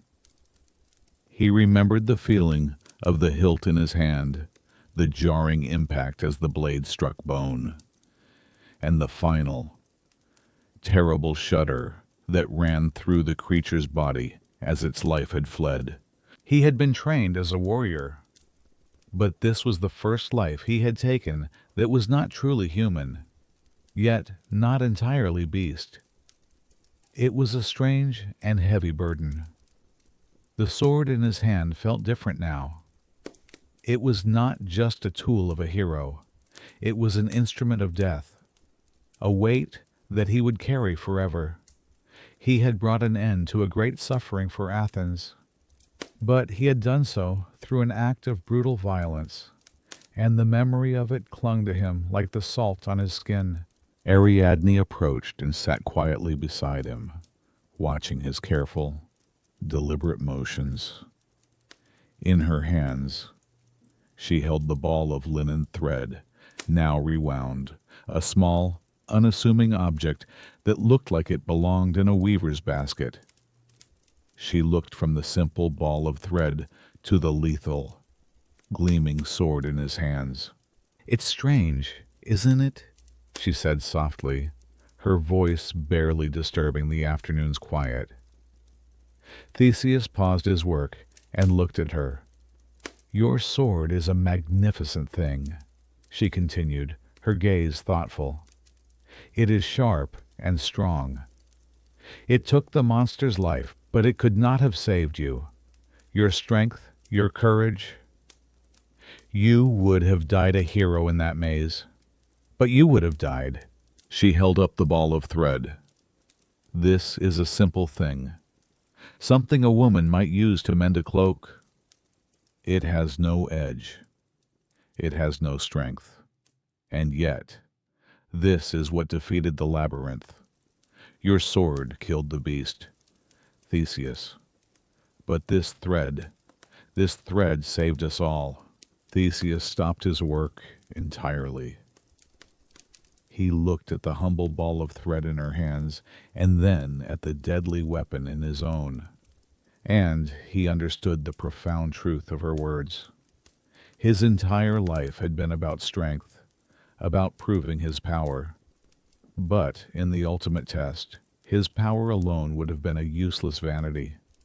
He would have become just another pile of bones in the darkness, a forgotten hero who had been devoured by the maze itself. He needed her. He needed her clear-sighted plan, the quiet wisdom of Daedalus, and this fragile, domestic thread. "You are right," he said, his voice full of a new humility. "I was only the hand that held the sword. You, Ariadne, were the mind that drew the map." In that moment of shared understanding, the last vestiges of the princess and the prince fell away. They were two survivors, each of whom held a piece of the victory. One held the memory of its violence, the other, the memory of its ingenuity. They were partners, their strengths and weaknesses bound together, their success a shared one. The weight of the sword felt a little lighter in Theseus's hand, balanced by the humble, profound power of the thread. For several days, the sea had been a calm and gentle companion, a flat, blue plain that carried them peacefully homeward. But the Aegean is a fickle sea. Its moods can turn without warning. In the course of a single afternoon, the sky began to change. High, wispy clouds thickened into a bruised purple-gray ceiling that lowered over the ship. The wind, which had been a soft whisper, began to moan through the rigging, and the sea's gentle breathing swelled into a deep, chesty rumble. A storm was coming. It hit them not with the sudden fury of a god's wrath, but with the building, inexorable power of nature itself. The rain began, first as a light tapping on the wooden deck, then as a torrential downpour that blurred the line between the sea and the sky. The waves, once gentle swells, grew into moving hills of dark water that lifted the small ship high on their crests before dropping it sickeningly into the troughs between.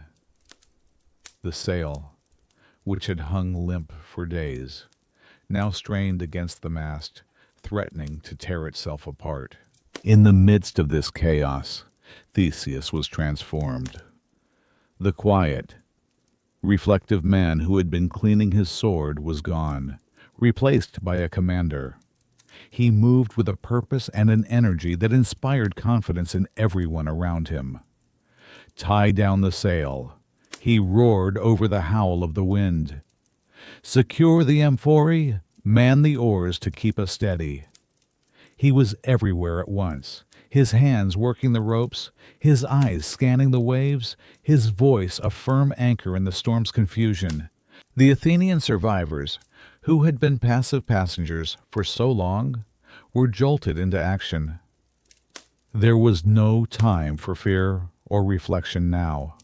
There was only work to be done. The young men, their muscles hardened by years of athletic training, joined the sailors at the oars, their coordinated strokes helping to keep the ship from being turned broadside to the waves.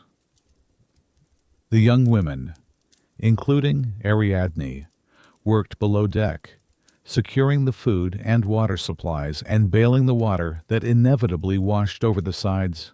Ariadne was not afraid. She moved with a calm efficiency, her royal upbringing forgotten. She was simply another soul, fighting for survival. Her small, determined actions a vital part of the whole. She found a strange sense of belonging in the shared struggle. Her hands working alongside the others, their faces grim with effort but united in purpose. The whispers and the sidelong glances were gone, washed away by the driving rain. They were no longer Athenians and a Cretan princess. They were simply a crew.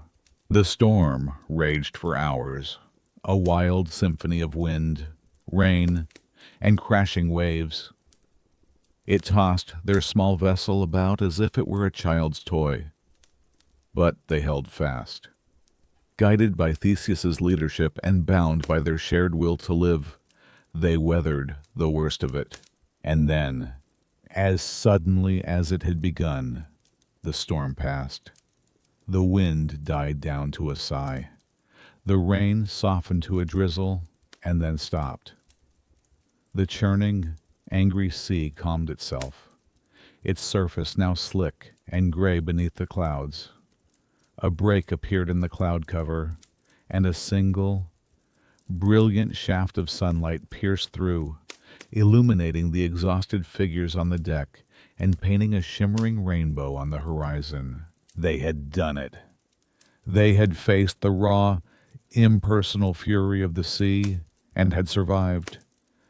They looked at one another, their hair matted, their clothes soaked, their bodies aching with effort, and a new understanding passed between them. The storm had been a trial, but it had also been a cleansing. It had washed away the last traces of their fear, their suspicion, and their helplessness. They were no longer just the survivors of the labyrinth. They were the crew of the ship that had weathered the storm. And they were, for the first time, truly one. In the days that followed the storm, a new sense of peace settled upon the ship. The shared struggle had forged them into a single, unified family. The old suspicions were gone, replaced by a quiet, supportive camaraderie. They worked together, ate together, and stood watch together, their journey now feeling less like a desperate escape and more like a steady, purposeful voyage home. It seemed, for a time, that they had left the worst of their ordeal behind them, sunk in the storm-tossed waves. But while they had escaped the labyrinth of stone, the labyrinth of memory was not so easily left behind. Its twisting corridors and dark chambers had been imprinted upon their souls, and at night, in the vulnerability of sleep, it would reassert its power. One night, the deep stillness of the ship was shattered by a piercing scream. Everyone was awake in an instant, their hearts pounding with a primal, remembered fear. The cry had come from one of the youngest Athenian maidens. She was thrashing in her sleep, her hands pushing away an unseen enemy, her face a mask of pure terror. "No," she whimpered, her eyes still closed. "The walls, they're closing in. I hear it." Ariadne and the other women rushed to her side, speaking her name softly, gently shaking her shoulder. Her eyes flew open, wide and unseeing. For a few terrifying moments, she did not see the concerned faces of her friends or the familiar wooden deck of the ship. She saw only the oppressive darkness of the maze, heard only the echo of the Minotaur's roar. It took several long minutes for the reality of the present to finally break through the phantom of the past. When it did, she collapsed into tears, ashamed of her fear, yet unable to control it. Her cry had broken a seal of silence. In the quiet that followed, another of the young men spoke, his voice low and unsteady. "She is not the only one," he admitted. "I dream of it, too, of running down endless corridors that never change. I wake up with the taste of stone in my mouth." One by one, the others confessed the same. They spoke of nightmares of being lost, of the smell of decay, of the terrible, lonely bellows of the beast. They had survived, but they were all still trapped. In their own way, they turned to Theseus, their hero, their unshakable leader. They looked to him for reassurance, perhaps assuming that his great courage made him immune to such nightly terrors. "Do you dream of it, my lord?" one asked, his voice full of a childlike hope that the hero, at least, was untroubled. Theseus looked at the circle of haunted faces, and he did not give them a false, stoic answer. He gave them the truth. "Yes," he said, his voice quiet but clear. "I dream of it. I feel the ground shake with its charge. I see its eyes in the darkness. Being a hero doesn't mean you are not afraid. It only means you go on in spite of it. The memory of that place, it is a scar we will all carry." His confession was a strange and powerful comfort. In admitting his own fear, he had not diminished his heroism, he had deepened it. He showed them that they were not weak for being haunted. They were simply human. Ariadne moved to sit beside the weeping girl. stroking her hair. "A memory is not a prison," she said softly, her voice carrying a wisdom born of her own lonely suffering. "It is a story we learn to live with. The monster is dead. The maze is an ocean behind us. What is left is only an echo, and in time, even echoes fade." They sat together for a long while, under the silent watch of the stars, no longer as a hero and his followers, but as a small circle of survivors. They found a strange solace in their shared nightmare, a quiet strength in their shared vulnerability. They had escaped the labyrinth together, and now they would have to learn how to escape its memory together, too. After many weeks at sea, a subtle change began to whisper through the air. The quality of the light seemed to shift, the deep blue of the open ocean softening to the more familiar turquoise of the Attic coast. The scent of the air itself was different, carrying not just the clean scent of salt, but the faint, earthy fragrance of pine and thyme from the distant, unseen hills of home. The long voyage was ending. They were approaching Attica. A palpable excitement began to ripple through the ship. The Athenian survivors, who had become seasoned sailors over the course of their journey, now spent hours at the railing, their eyes scanning the horizon, their conversations filled with talk of their families, their homes, and the lives they had so miraculously reclaimed. Only Ariadne remained quiet, a solitary figure amidst the growing excitement. She felt a tremor of apprehension. She was journeying to a new home, but it was a home built in the land of her father's enemies. She was the princess of a nation that had for years been a source of terror and grief for these very people. How would they receive her as a savior, or as a spoil of war? Sensing her disquiet, Theseus came to stand beside her. "You are quiet," he said gently. "What are you thinking?" "I am thinking of your city," she confessed, her voice low. "I have only ever known Knossos. I do not know what to expect. I fear your people will see me only as the daughter of Minos." Theseus smiled, a warm and reassuring expression. He turned his gaze to the horizon, as if he could already see the shores of his home. "Let me tell you of Athens," he said. "It is not like Crete. It is not a place of sprawling palaces built on dark secrets. Our wealth is not measured in gold alone, but in thought. Our walls are not just for defense, but to enclose a space where citizens can speak freely. We have a high, rocky hill at the center of our city, the Acropolis, where the goddess Athena herself is said to watch over us. She gave us the olive tree, a symbol not of power, but of peace and nourishment." He described the city to her, his voice filled with a deep, abiding love.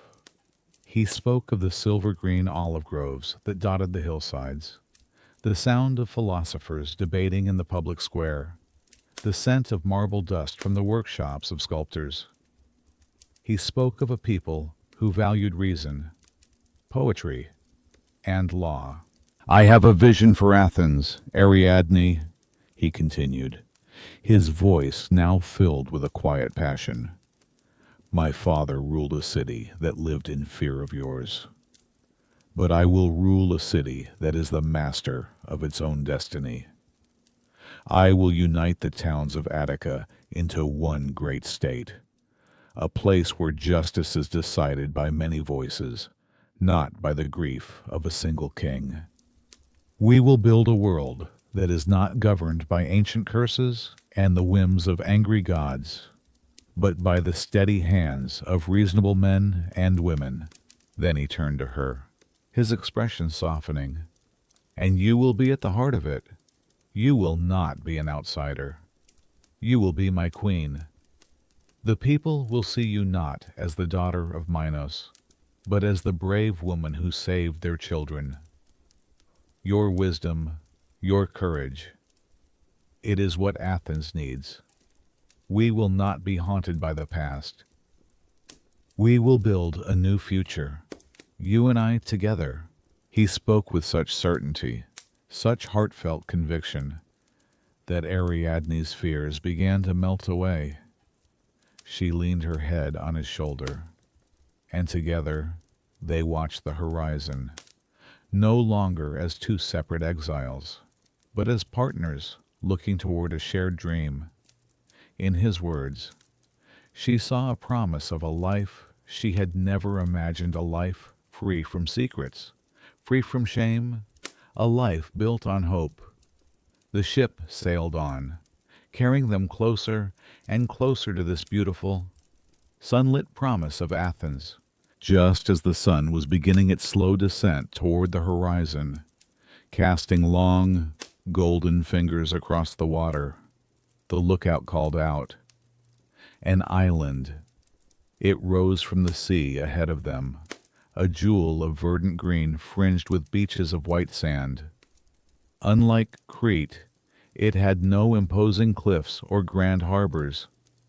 It seemed wild, untouched, and profoundly peaceful. The island of Naxos. A collective sigh of relief went through the ship. The long weeks at sea, the harrowing escape, the violent storm, and the emotional toll of their shared nightmares had left every soul on board drained and weary. Athens was close, perhaps only another day or two of sailing, but they were exhausted. Theseus, looking at the tired faces of his companions and the serene beauty of the island, made a decision. "We will rest here tonight," he announced. "We will find fresh water, eat a proper meal on solid ground, and give thanks to the gods for our safe passage. Tomorrow, we will make the final journey home, refreshed and ready for our welcome." It felt right. To rush into Athens now, weary and sea-worn, felt anticlimactic.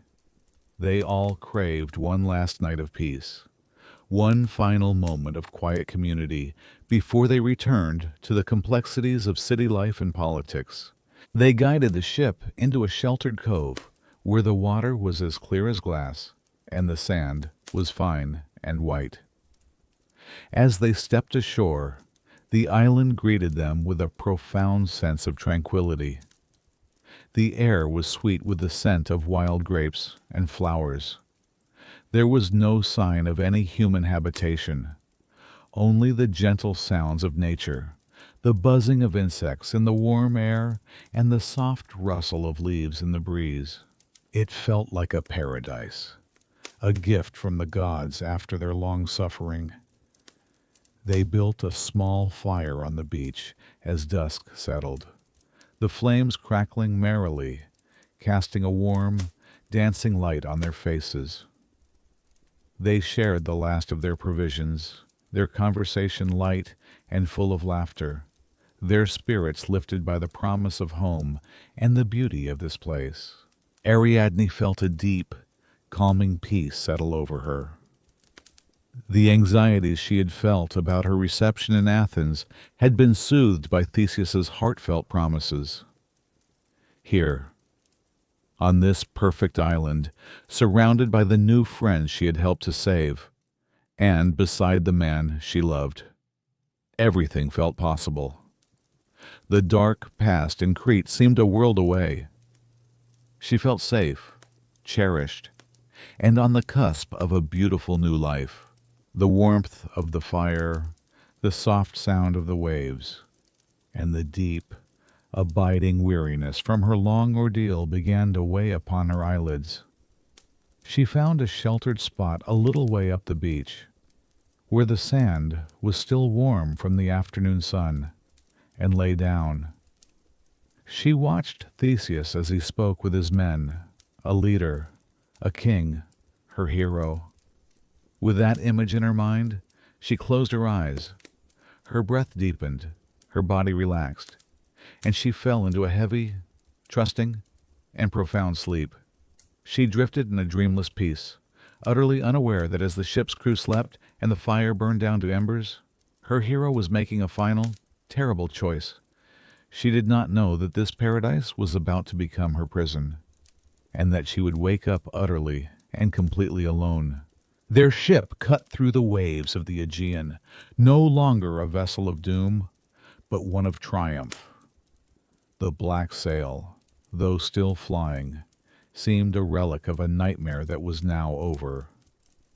A spirit of jubilation filled the air.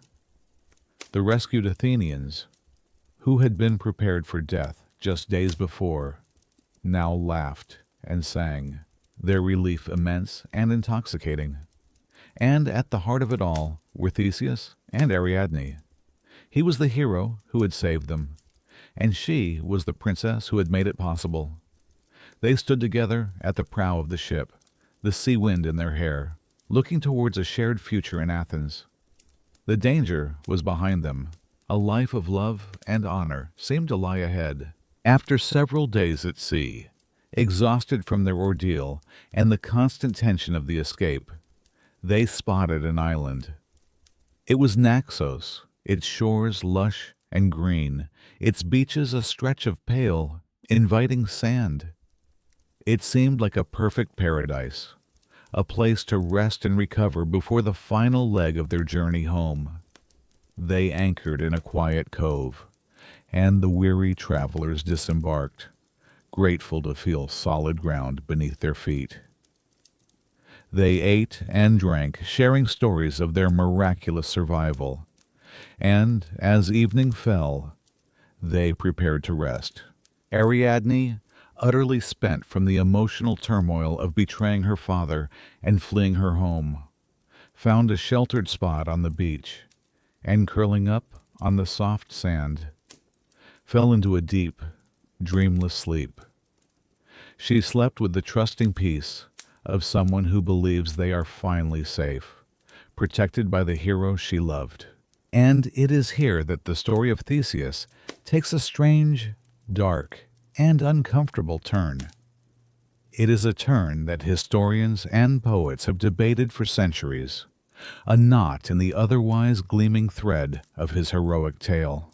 As Ariadne slept, Theseus stood over her, watching her gentle breathing in the moonlight. What he was thinking, in that moment, no one truly knows. Was it with a heavy heart, a cold calculation? We are only left with what he did next. He turned away from the sleeping princess. He quietly roused his Athenian companions, his finger to his lips, commanding silence.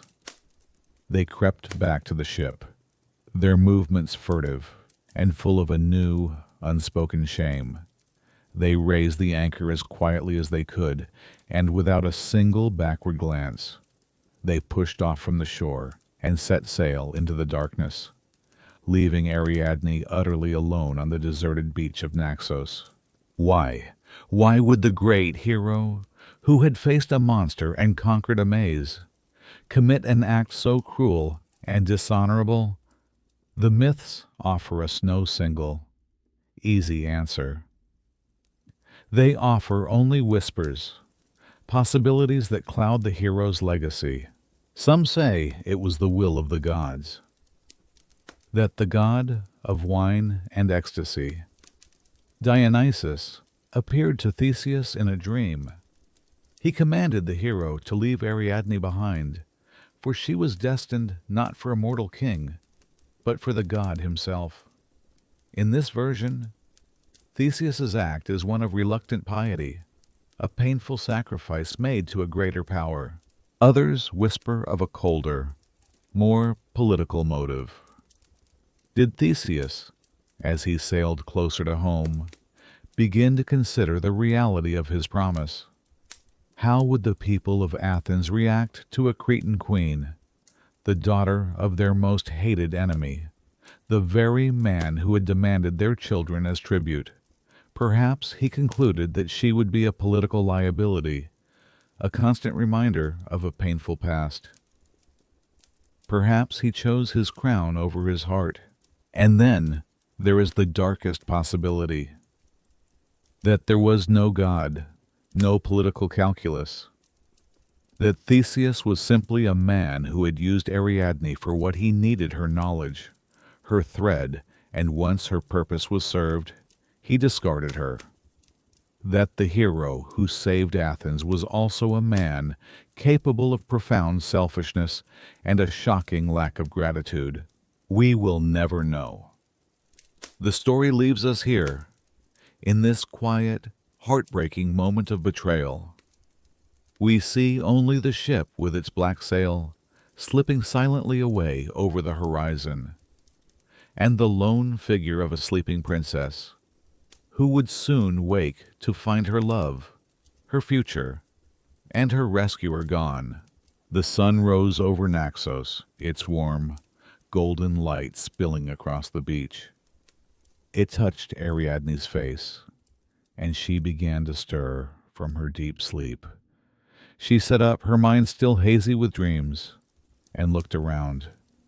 The cove was beautiful, serene, and empty. She expected to see the Athenian ship anchored just offshore, to hear the voices of the sailors preparing for the day.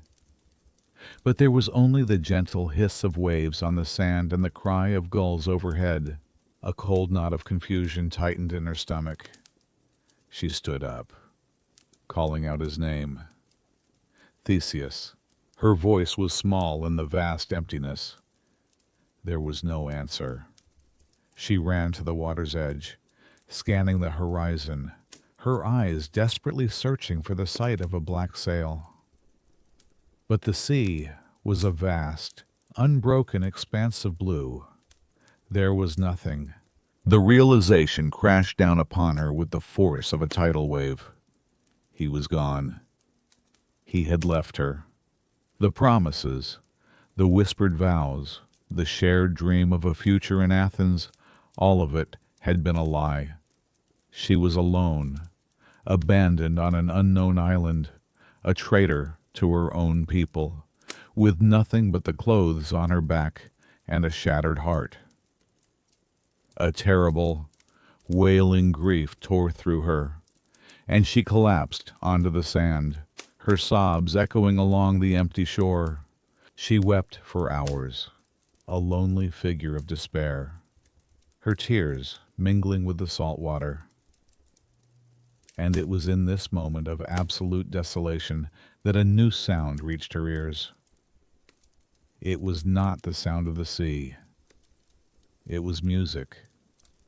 The sound of pipes and drums, of wild, joyful laughter, growing closer. From the island's lush interior, a strange and wondrous procession emerged. It was Dionysus, the god of wine, theater, and divine ecstasy, followed by his entourage of joyful satyrs and dancing maenads. They moved through the trees like a river of life, their presence a stark contrast to Ariadne's profound grief. The god himself, handsome and youthful, with a crown of ivy in his dark hair, stopped when he saw the weeping princess. He silenced his followers with a single gesture and approached her. He was captivated by her beauty, yes, but he was also moved by the depth of her sorrow. He saw not a foolish girl, but a soul that had been deeply wronged. He knelt beside her, his presence radiating a strange warmth. "Why do you weep, daughter of Minos?" he asked, his voice gentle. Through her tears, she told him her story, the Minotaur, the labyrinth, the hero she had saved, and the cruel betrayal. Dionysus listened patiently. When she was finished, he did not offer pity. He offered her a new destiny. The hero you mourn is immortal. he said softly. His love is fleeting, his life a passing shadow. I offer you something more. I offer you an immortal love. Be my bride, Ariadne. Do not be the forgotten queen of Athens. Be the cherished wife of a god. He offered his hand. Ariadne looked up at him, and in his eyes she saw not the calculating ambition of Theseus, but an eternal, divine adoration. She took his hand and rose to her feet, as a wedding gift, to prove his love and to ensure that her name would never be forgotten. Dionysus took the radiant crown she wore, a gift from the gods Hephaestus and Aphrodite. He spun it into the air, and as it flew towards the heavens, its jewels ignited, transforming into a shimmering circlet of 7 brilliant stars. He placed it in the night sky, a new constellation, so that all the world for all time could look up and see its beauty. It remains there even now. The constellation Corona Borealis, the Northern Crown. Ariadne, the abandoned princess, became an immortal, the beloved wife of Dionysus. Her story, which began in betrayal and tears, did not end in tragedy. It ended in the stars. While Ariadne was finding her new destiny in the arms of a god, the ship carrying Theseus and his companions sailed on toward Athens. The mood aboard was one of triumph and relief. They were heroes, all of them, survivors returning from the jaws of death. They were sailing home. But a cloud hung over their hero, Theseus, a forgetfulness that would prove just as deadly as the Minotaur's horns. In his haste to leave Naxos, in the turmoil of his heart, he had forgotten the promise made to his father. The white sail, the symbol of his victory, remained folded and stored below deck. The mast still bore the heavy, black sail of mourning. Why did he forget this question? Like the abandonment of Ariadne, has echoed through the ages a second shadow on the hero's gleaming reputation. Perhaps his heart was heavy with grief for the princess he had left behind. If he was commanded by a god to abandon her, maybe his sorrow was so great that all other thoughts, including the promise of the sail, were simply erased from his mind. He sailed on, lost in a fog of regret, oblivious to the world. Or perhaps it was the opposite. Perhaps he was so consumed by the joy of his victory, so filled with the pride of his achievement, that he grew careless. In the celebration with his rescued companions, drunk on his own success and the promise of a king's welcome in Athens, the simple, crucial detail of the sail was lost. A fatal oversight born of youthful arrogance. Some have whispered that it was a curse, that Ariadne, waking on the shores of Naxos and realizing she had been betrayed, uttered a prayer to the gods for vengeance, asking that Theseus feel a pain as great as her own. And the gods answered, clouding his memory at the one moment it mattered most. Whatever the reason, grief, pride, or curse, the black sail remained, a dark omen flying high against the bright blue sky as the ship approached the coast of Attica. Meanwhile, in Athens, King Aegeus had kept his vigil. Every single day since his son's departure, the old king had climbed the high, wind-swept cliffs at Cape Sonion, his gaze fixed on the southern horizon. He watched the sun rise and set over the water, his heart aching with a mixture of hope and dread. He watched as fishing boats and merchant vessels came and went, but none were the one he was waiting for. His hope, once a bright flame, had dwindled to a fragile ember, threatening to be extinguished by the relentless passage of time. Then, one afternoon, a lookout shouted. A ship had been spotted. It was of Athenian design, returning from the direction of Crete. Aegeus's heart leaped. He scrambled to the edge of the cliff, his old eyes straining to see. It was his son's ship. It had to be. He shielded his eyes against the glare of the sun on the water. His breath caught in his throat. He waited for the signal, the flash of white that would tell him his son, his heir, his beloved Theseus, was alive. But the sail that came into focus was not white. It was black. It hung from the mast like a declaration of death, a final, undeniable confirmation of his deepest fears. To Aegeus, this could mean only one thing: his son had failed. The hero of Athens was dead, devoured by the monster in the dark. The labyrinth had claimed him. A pain beyond words, beyond endurance, tore through the old king's heart. The future he had dared to dream of was gone. His line was extinguished. His city's hope was lost. There was nothing left. Overwhelmed by a tidal wave of grief, he took one last look at the black-sailed ship, and then, without a sound, he stepped off the edge of the cliff and plunged into the deep blue waters below.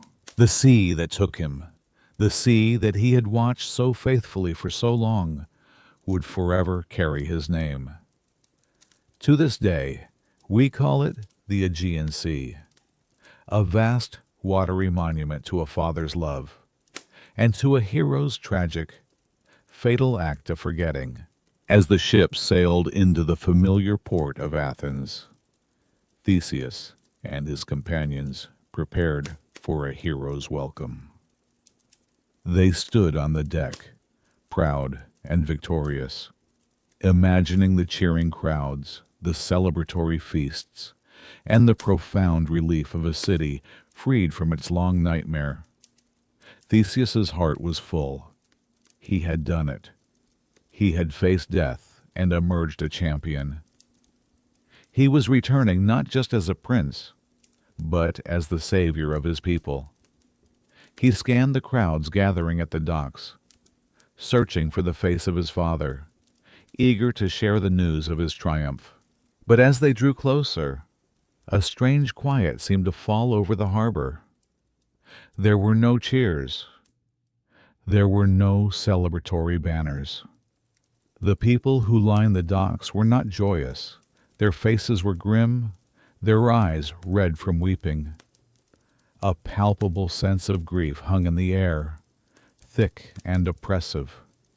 Theseus's triumphant smile faltered, replaced by a knot of confusion and a creeping dread. This was not the welcome he had envisioned. This was a city in mourning. A royal herald, dressed in black, met the ship as it docked. He boarded, his face a mask of sorrow, and approached Theseus. "My prince," the herald said, his voice heavy, "you have returned." "What has happened?" Theseus demanded, his voice urgent. "Why does the city weep? Where is my father?" The herald looked down, unable to meet the prince's gaze. "The king is dead, my lord." He recounted the terrible story of how King Aegeus had kept his vigil on the cliffs, of how he had seen the black sail on the horizon and, believing his only son was dead, had cast himself into the sea in his despair. The words struck Theseus with the force of a physical blow. The world seemed to tilt and fade. The cheering in his memory was replaced by the sound of his father's final, silent fall. The white sail. He had forgotten.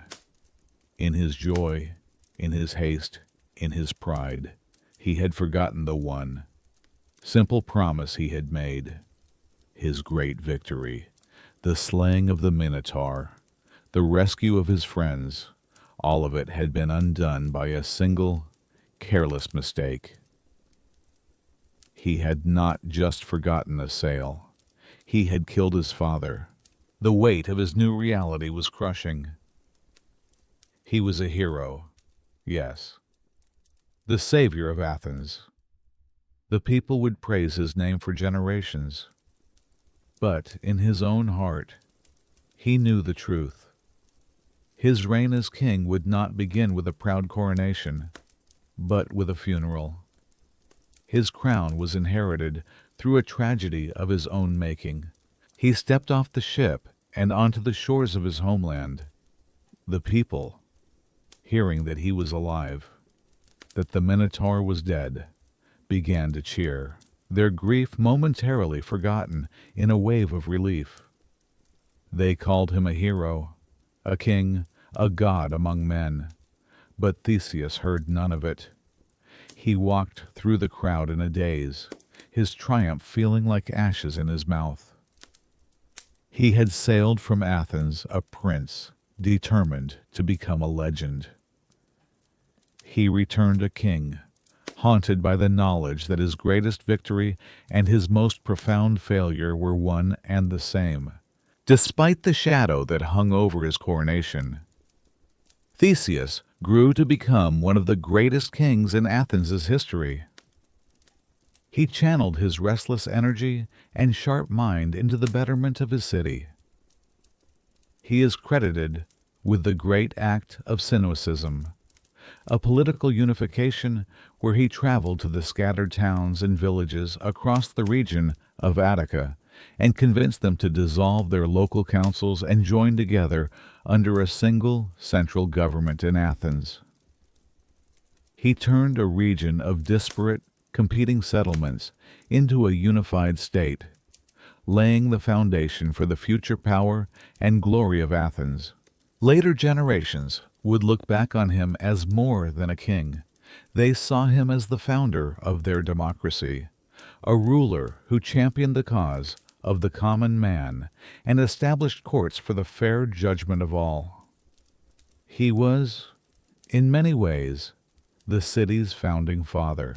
But the heart of a hero is not easily contented by the quiet work of governance.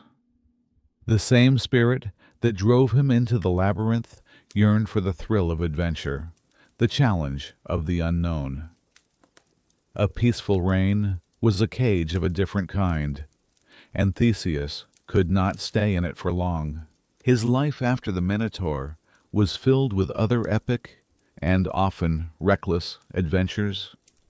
He journeyed to the land of the Amazons, the fierce warrior women, and abducted their queen, Antiope, an act that brought the wrath of the entire Amazon nation down upon Athens itself.